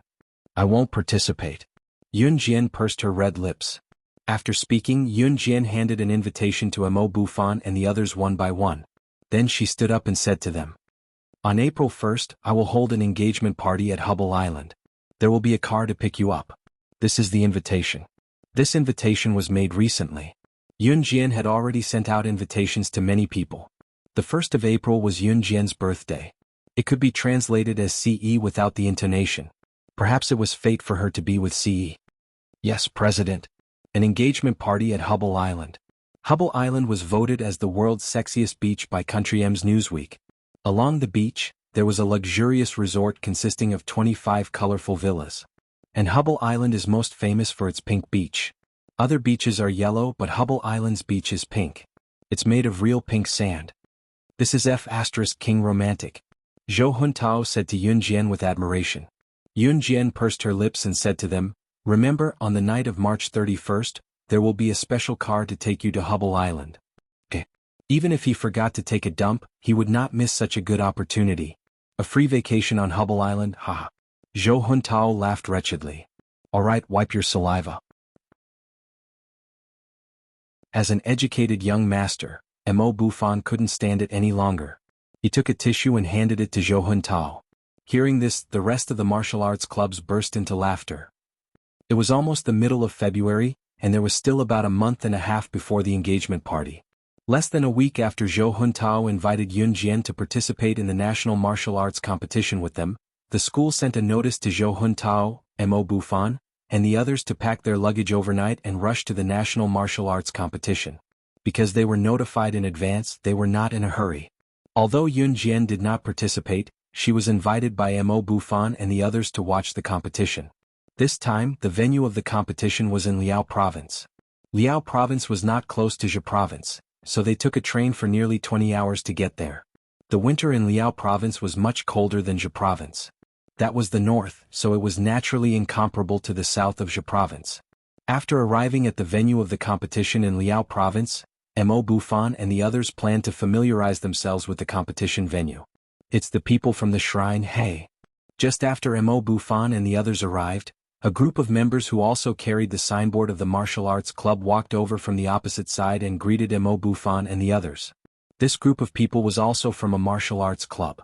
They were the martial arts clubs sent by Zhe Province to participate in the National Martial Arts Club. Other than the martial arts club formed by Mo Bufan and his group, who were in the top 3 of the provincial competition, the other martial arts clubs formed by the top 3 of the provincial competition. Shrine was the name that Yun Jian came up with for the club. This group of people was the second-place martial arts club in the provincial competition, the Combat Society. The captain of the Combat Society was a chubby man named Diao Xiaozhan. Diao Xiaozhan's nickname was very interesting. His companions all called him Principal Diao. It could be understood as running around with the principal in his mouth. At that time, Diao Xiaozhan walked over and high-fived Mo Bufan. He glanced around and saw Yun Jian, who had not appeared in the previous competition. He asked Mo Bufan in surprise, Mo Bufan, is this your little girlfriend? After Mo Bufan heard this, he quickly shook his head and then said something that shocked Diao Xiaozhan and the others. She's the one I told you about, the strongest president of our martial arts club. Top reading website, M.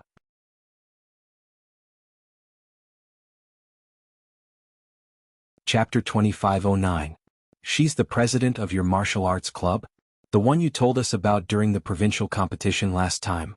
The valiant female president who kicked the door of the club that bullied you in order to avenge you? Diao Xiaozhan was stunned after hearing Mo Bufan's words. Then he spoke in a daze.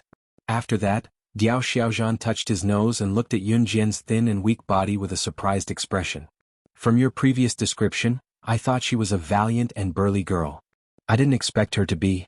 Haha, you really can't judge a book by its cover. Come, come, come. We're all friends. We haven't gathered for a while since the provincial competition. There's someone selling grilled sausages outside the arena. I'll stop him and let's have a small meal first. Because we have to gather later, it's not good to run far. Let's go to the restaurant in the evening. I'll treat you guys to a meal. Diao Xiaozhan didn't say much about Yun Jian.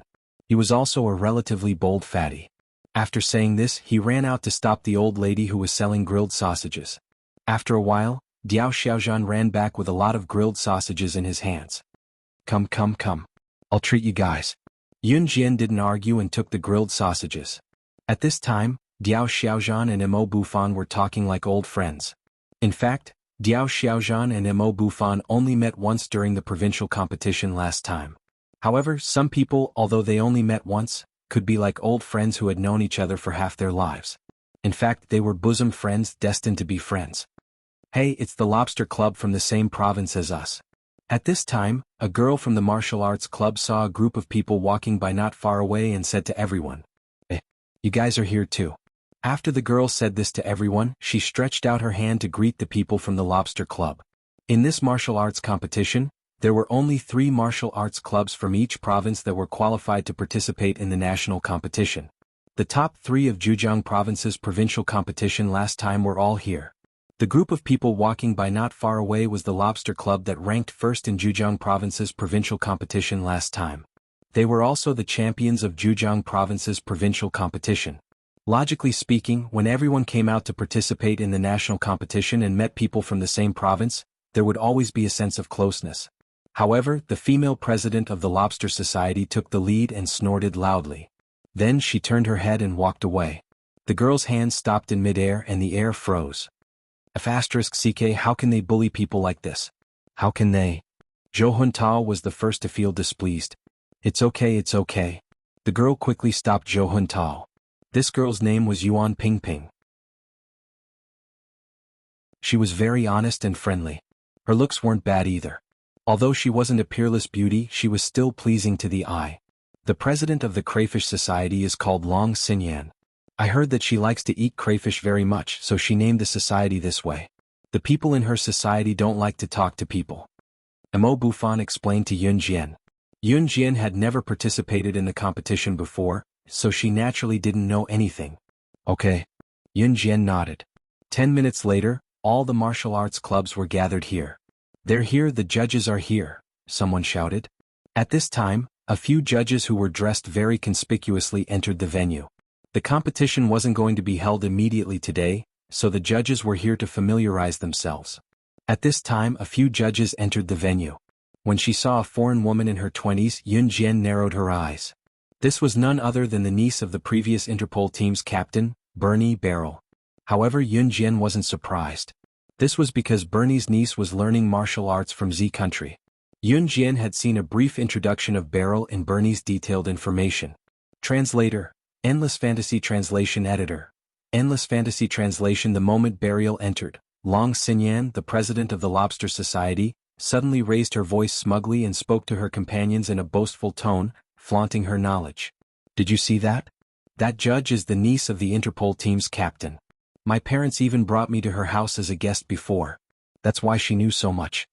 Did you know that during this period of time, there's a huge uproar about slaying God, the #1 on the International Secret Agent ranking, returning to the Secret Agent Circle?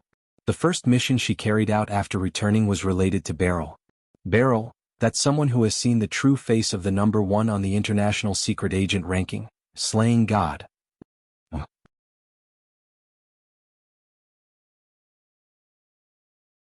Chapter 25:10. Long Xinyan spoke very loudly as if she was afraid that the martial arts club members standing next to her would not be able to hear her. Long Xinyan's Lobster Society was indeed very powerful. As the top martial arts club in Zhe Province's martial arts competition, it was only natural that they were capable. Sister Xinyan, does that mean that you know that judge? He's the judge who saw slaying God's true face. A female member of the Lobster Society looked at Long Xinyan excitedly and asked carefully. Long Xinyan saw that the members of the Shrine and the Combat Society were looking at her not far away. She pursed her lips and said confidently, "Of course." In fact, Long Xinyan had attended a ball held by the Beryl family with her parents a few years ago. She had seen Beryl from afar just like this time. In reality, she had never had the chance to talk to Beryl. However, this was enough for her to brag in front of her fellow students. Yun Jian heard Long Xinyan's boasting, but at that moment, Yun Jian was sitting in the empty audience seats. She was watching the martial arts clubs who had gathered to listen to the judge and the organizers speak from a distance away. On the day of the national competition, there would be a live broadcast recording. In other words, everyone's every move would be shown in front of the national audience in front of the television. Therefore, the organizers attached great importance to the national martial arts competition this time. The gathering place was the venue of the national martial arts competition. Long Xinyan had just finished bragging when it was Beryl's turn to speak. She cleared her throat with a haughty expression. She spoke in fluent Chinese, a stark contrast to her frightened appearance the other day. She spoke proudly to the crowd. "Hello everyone, I'm the judge this time, Beryl Austin. You can call me Beryl." Beryl can speak fluent Chinese. Although there are still some English accents in his pronunciation, it is already very impressive to be able to speak Chinese. After the judges had spoken, the organizer said a few more words and dismissed the crowd. After the crowd dispersed, the judges had already left.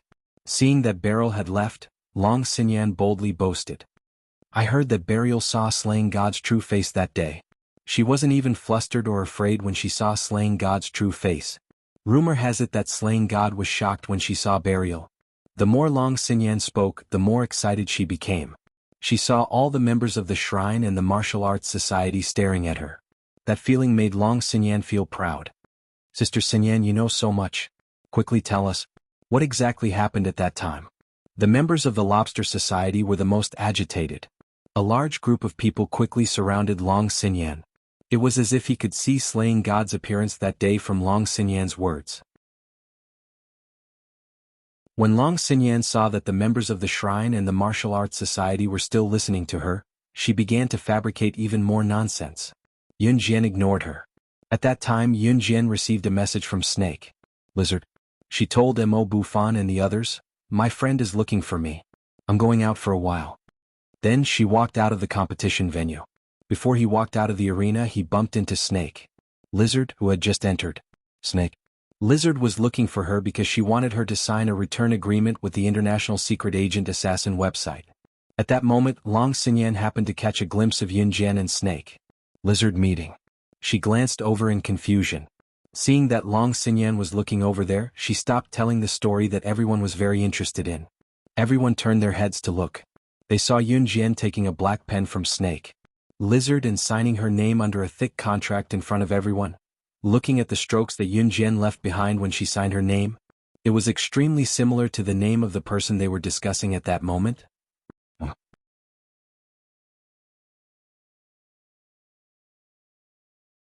Chapter 25:11. Long Xinyan only glanced at it for a moment before retracting her gaze. Long Xinyan remembered that this girl should be here with the people from the shrine to participate in the competition. She was just an unimportant girl. Long Xinyan did not care about her. "Let's go. It's my treat. I'll take you guys to afternoon tea." At that moment, the chubby Diao Xiaozhan waved at his club and Yun Jian's club members and walked out of the competition venue. Soon he came to Yun Jian's side. Although Long Xinyan did not care about Yun Jian, she was still suspicious of the name in Yun Jian's handwriting on the contract. Especially a young girl like her. Why would she sign a contract? There must be something wrong. When Long Xinyan walked over with her club members, Mo Bufan, Diao Xiaozhan, and the others had just arrived at Yun Jian's side and were about to leave the competition venue. At that moment, Yun Jian had just finished signing the contract and put away her pen. Snake.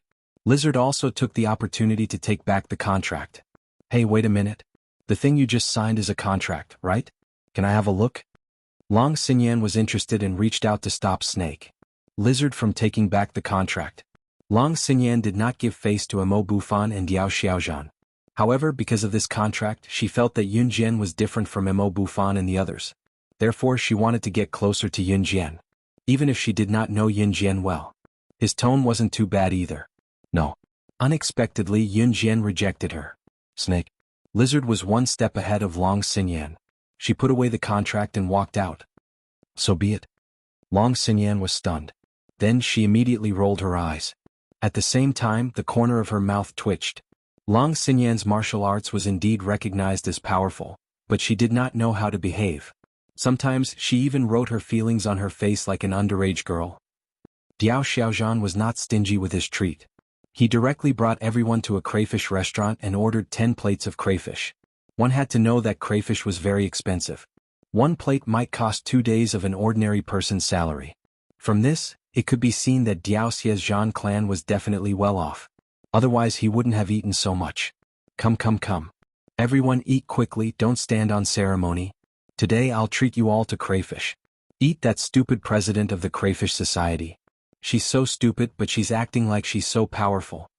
Diao Xiaozhan's humorous words made everyone burst into laughter. Yun Jian just pursed her red lips and rested her chin on her hand. Suddenly, her attention was attracted by a baby shop opposite the crayfish restaurant. Next to the signboard of this baby shop, there was a line that said, "Original Draft Design Baby Clothing." Looking through the glass window, the clothes and baby products in the baby shop were all very innovative.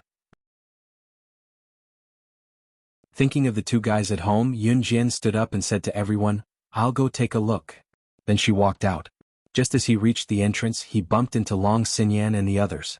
Long Xinyan liked crayfish the most, which was why she named their martial arts society the Crayfish Society. This crayfish restaurant was the only one nearby that had better decoration and looked cleaner inside and out. Therefore, it wasn't strange to bump into Long Xinyan there. Seeing Yun Jian, Long Xinyan snorted coldly and turned to enter the crayfish restaurant. She found a round table and sat down with the people from her martial arts society. The wall of the crayfish restaurant near the street was made of transparent glass. Therefore Yun Jian could see the specialty baby shop opposite at a glance. At that time Long Xinyan sat in front of her seat, feeling depressed. After a while, she raised her head and looked through the glass at Yun Jian, who was crossing the road to cross to the baby shop opposite. Suddenly, from the side, an overweight truck rushed straight towards Yun Jian as if it had been planning for a long time. Ah! A female member of the Crayfish Society also saw it and screamed in shock. With this exclamation, everyone's attention was diverted over. At that time, the overweight truck was less than a meter away from Yun Jian. However, just when everyone present thought that Yun Jian would be like a kite with a broken string and be sent flying by the truck, a scene that made everyone's faces turn pale with fright and unforgettable suddenly appeared.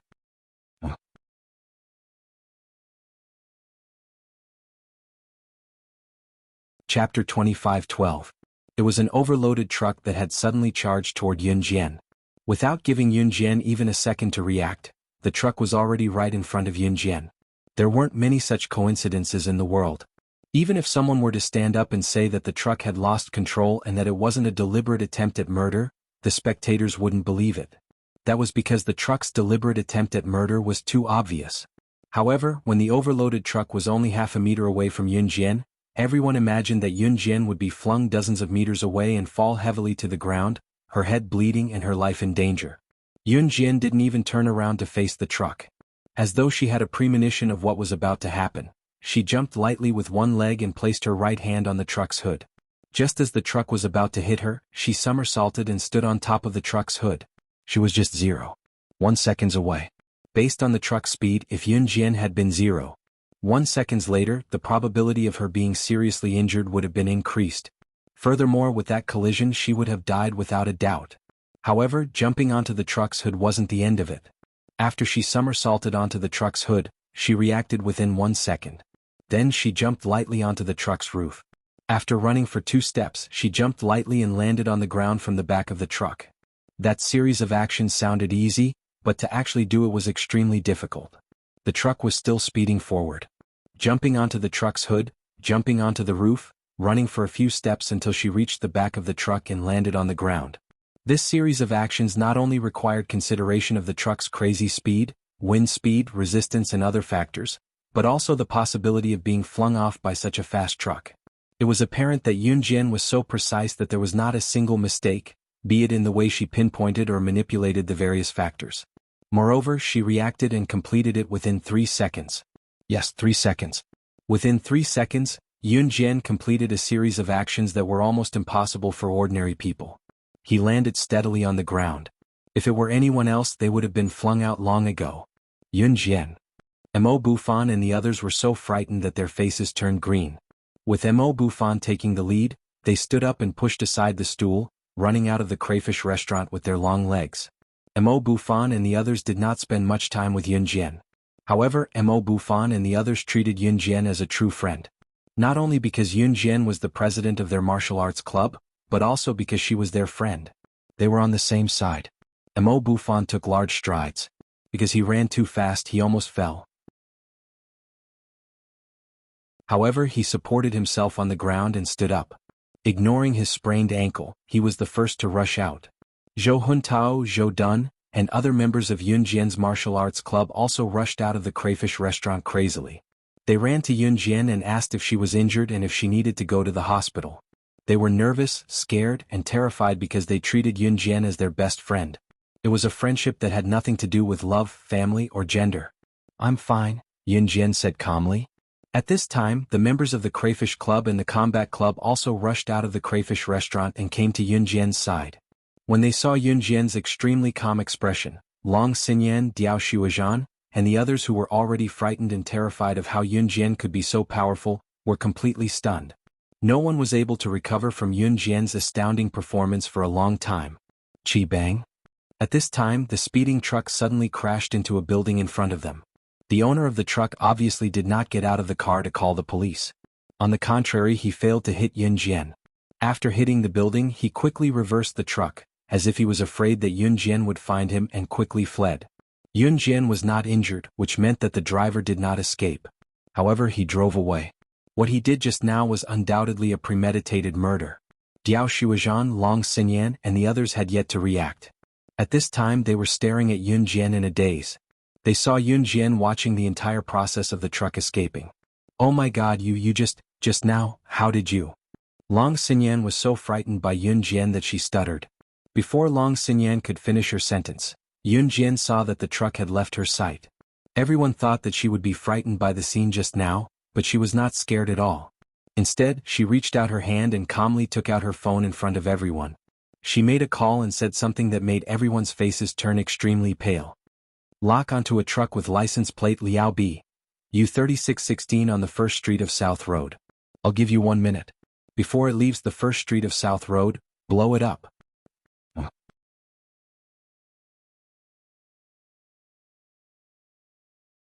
Chapter 25:13. Translator, Endless Fantasy Translation Editor.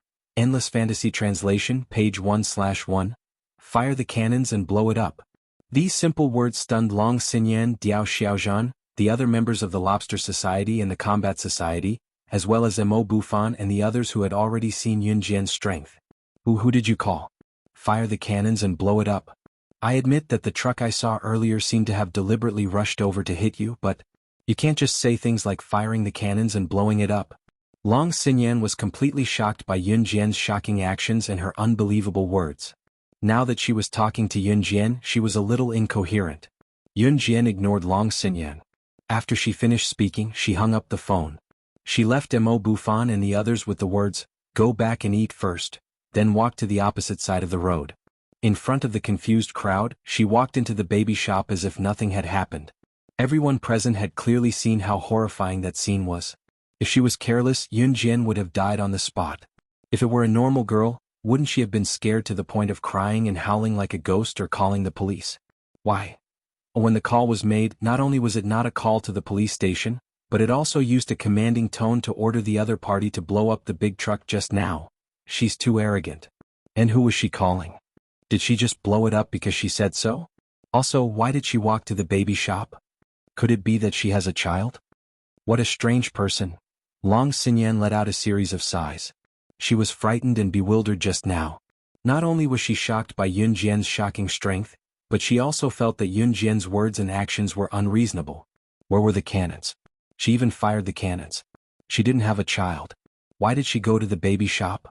Yun Jian must have her reasons for doing this. Let's go back first. Mo Bufan was very obedient as he spoke to the people in his society.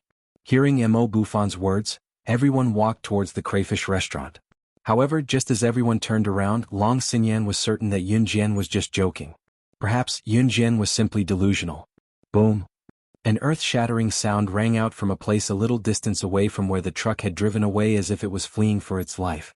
That deafening sound shook the ground a few hundred meters away from the scene.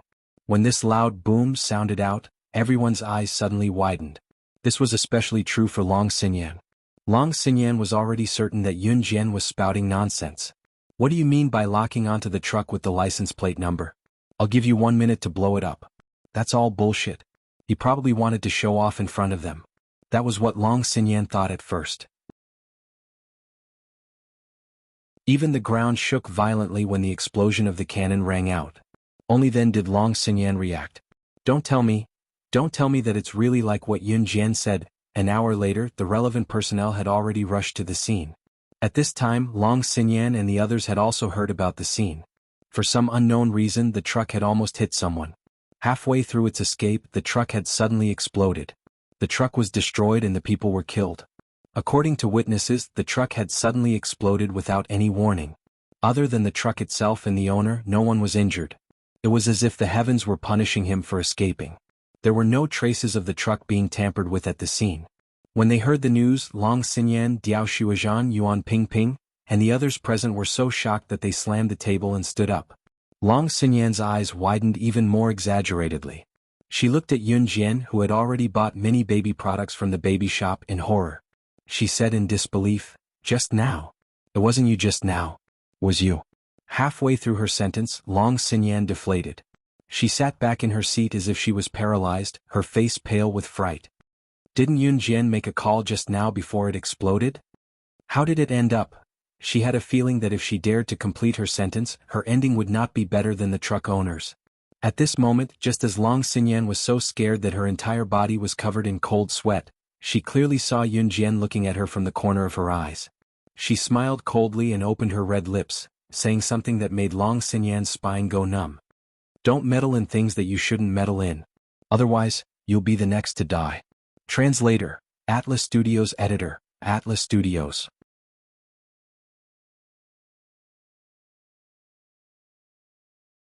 Chapter 25:14. Translator, Endless Fantasy Translation Editor. Endless Fantasy Translation Translator. Endless Fantasy Translation Editor. Endless Fantasy Translation. Long Xinyan was so frightened by Yun Jian's silent words that her upper body trembled violently. She sat on the bench and almost fell to the ground. Fortunately, Long Xinyan managed to stabilize herself in the end. Otherwise she would have fallen to the ground. "Xinyan, what's wrong?" A girl sitting beside Long Xinyan asked when she saw Long Xinyan's body trembling violently as if she was threatened. Long Xinyan seemed to have been called back to her senses. She suddenly came back to her senses and blinked her eyes in a daze. She turned around and saw Yun Jian sitting next to Long Xinyan's table. She was wearing a pair of disposable gloves and peeling the crayfish as if nothing had happened. Even the warning Yun Jian said to her did not seem to have happened. Long Xinyan felt a chill run down her spine. She swallowed a mouthful of crayfish. Her favorite crayfish was now tasteless. Too scary, this woman is too scary. Long Xinyan did not dare to think about Yun Jian anymore. She closed her eyes and did not dare to say anything about what had just happened. Obviously, no one saw Yun Jian's silent warning to Long Xinyan. Diao Xiaozhan was eating the crayfish in big bites while giving Yun Jian a thumbs up. "You're indeed the president of the shrine. You're amazing. I saw that if you had led your shrine to participate in the provincial tournament last year, then your shrine would have won first place in the provincial tournament. I heard that you can add people to the tournament before it starts. President of the shrine, why don't you bring your club to the tournament as well? I reckon that with the 2 moves you just showed, you can easily take the top 3 places in the national martial arts competition." Diao Xiaozhan was speaking the truth. "That's right. Why didn't you take part in the tournament?" Someone from the War Society said after hearing Diao Xiaozhan's words. He felt sorry for Yun Jian. Facing the Combat Society member's question, Yun Jian pressed her lips together without saying a word. Seeing that Yun Jian did not say anything, Diao Xiaozhan and the others were very smart and did not press her. It was a frightening farce. Although no one said anything, their hearts were still unable to recover from the shock for a long time. That baby shop was indeed worth a visit. It was different from other baby shops. Whether it was the baby toys or the clothes that the baby wore, they were all designed by the shop owner. The 2 little ones would definitely like it. When she returned to her place at night, Shinji, who had been appearing and disappearing mysteriously, called her. "Hey, I didn't expect the call to go through. You actually returned to the agent circle and signed a new contract with the website." 006. Do you know that after you came back, the base price of my mission dropped from $50 million to $30 million? Tell me, how are you going to calculate the missing $20 million? Shenji scolded Yun Jian angrily as soon as the call connected. Yun Jian's lips curved slightly. She spun the phone in her hand and said, "Then what do you want? Fight me to your heart's content. I've developed a few new moves recently. 006, believe it or not, I'll definitely surpass you this time." It had been so many years. Back when Shinji, Mad Dragon, and Slaying God left in Hun, Shinji had not given up on his dream of surpassing Yun Jian. He kept mentioning it. Yun Jian smiled faintly when she heard Shinji's words. She said, "Deal. I'll wait for you at the entrance of the World Martial Arts Competition Arena in Country Z's Liao Province at 6 p.m. tomorrow evening. The loser will treat us." Translator, Atlas Studios Editor, Atlas Studios.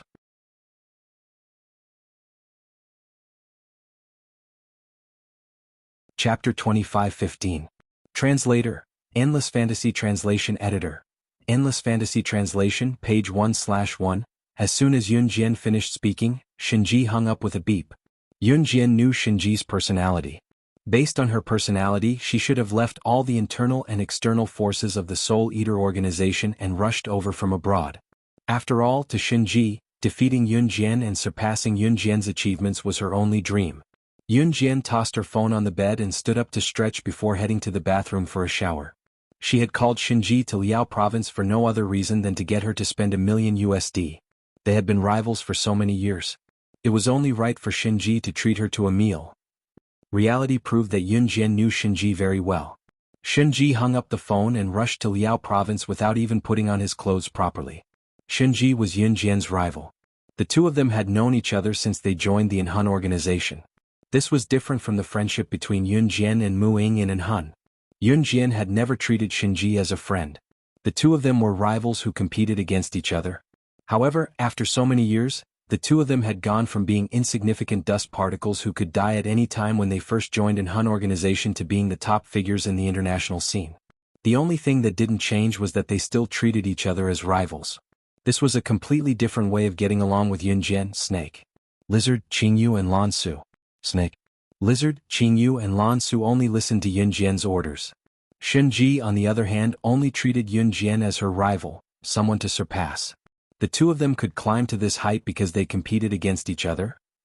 The next day, the National Martial Arts Competition would be broadcasted to the world at 6 in the evening. It was still 5 in the morning. Yun Jian went to bed early and woke up early the next morning. She went to the nearby gym with Mo Bufan and the others to train for the whole morning before heading to the arena at noon.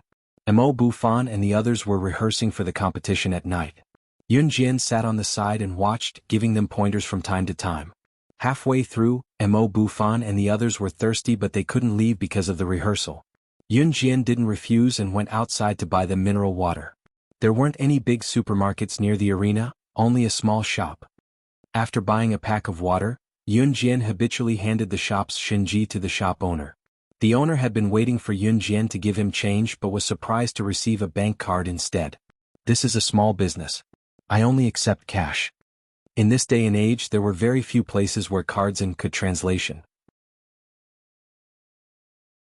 Is there a bank bar translation is translation is there a bank street translation nearby?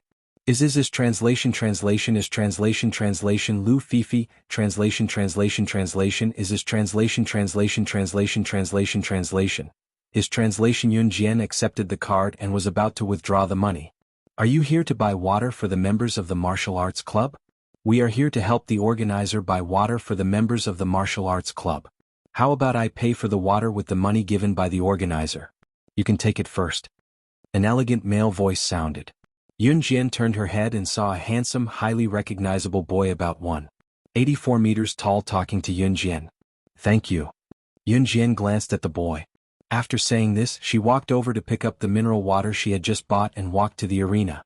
Was she going to let him stay to pay the bill? The handsome and highly recognizable boy touched his hair. He couldn't help but call out to Yun Jian who was about to leave. "Wait, can I ask what your name is?" Perhaps he felt that his question was a bit abrupt. The boy laughed dryly and then continued to speak. "My name is Tang Xiaoming. What I mean is, can you leave your name and which team's martial arts club you're giving the mineral water to?" When the time comes, we'll distribute the mineral water at the same time. Translator, Transin Editor, Transin.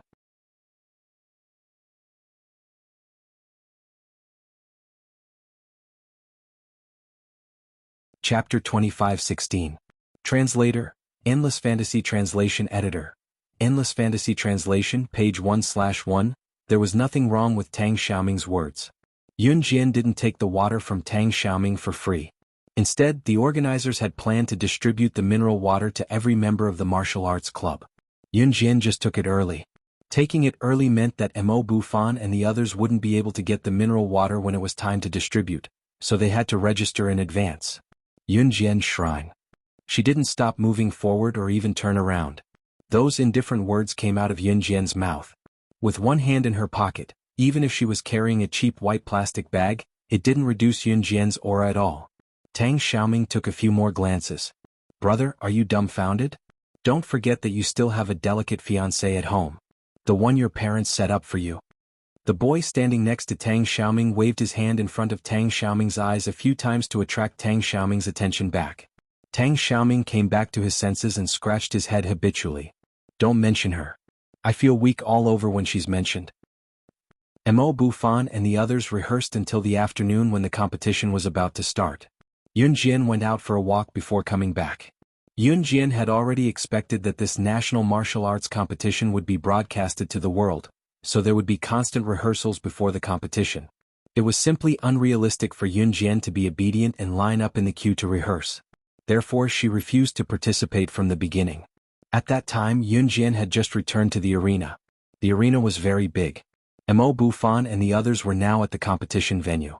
Yun Jian had just entered the arena, and there weren't many people lingering at the entrance.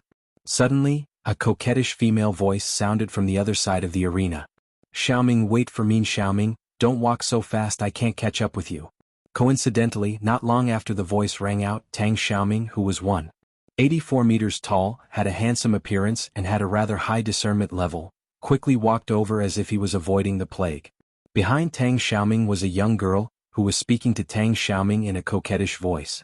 Xingxing, can you stop following me? Tang Xiaoming stopped halfway and looked at the girl helplessly. What? I'm your fiancé, why can't I follow you? Could it be that you have another girlfriend behind my back, Xiaoming? The 17-year-old girl who was called Xingxing looked at Tang Xiaoming with a bitter expression. She looked like a resentful wife. The girl's full name was Zhang Zixing. When Tang Xiaoming heard this, he slapped his own head. Just as Tang Xiaoming patted his head, wondering how to get rid of his fiancée, who had been ordered by his parents, he suddenly saw Yun Jian walking past him. The next second, Tang Xiaoming walked over and pointed at Yun Jian. He said to Zhang Zixing, "That's right, I have a girlfriend. She's my new girlfriend. Are you satisfied now?" "You're lying," Zhang Zixing retorted after hearing Tang Xiaoming's words. Although Zhang Zixing looked childish, she wasn't too stupid. "Xiaoming, you lied to me. You don't even know her name and you said she's your girlfriend. You did it on purpose." Before Zhang Zixing could finish her sentence, Tang Xiaoming interrupted, "I didn't lie to you. Her name is Yun Jian." Zhang Zixing. She squeezed her tears and suddenly snorted at Yun Jian and Tang Xiaoming. Then she turned around and ran away. Tang Xiaoming only heaved a sigh of relief when he saw Zhang Zixing disappear from his sight. Then he smiled at Yun Jian. "Sorry, I used you to chase away the fiancé my parents gave me." Tang Xiaoming wasn't the kind of person who was very friendly. Although he used Yun Jian a little, he didn't touch Yun Jian. He didn't even touch Yun Jian. There's no need. Yun Jian was indifferent. Just as Yun Jian finished her words and Tang Xiaoming was about to say a word of thanks, Yun Jian suddenly dodged to the side and dodged a flying kick from a woman in her 20s who rushed in from the entrance. Then, in front of Tang Xiaoming, Yun Jian raised her leg and kicked the woman in her 20s into the abdomen of the woman who suddenly attacked Yun Jian. The woman took 2 big steps back and steadied herself.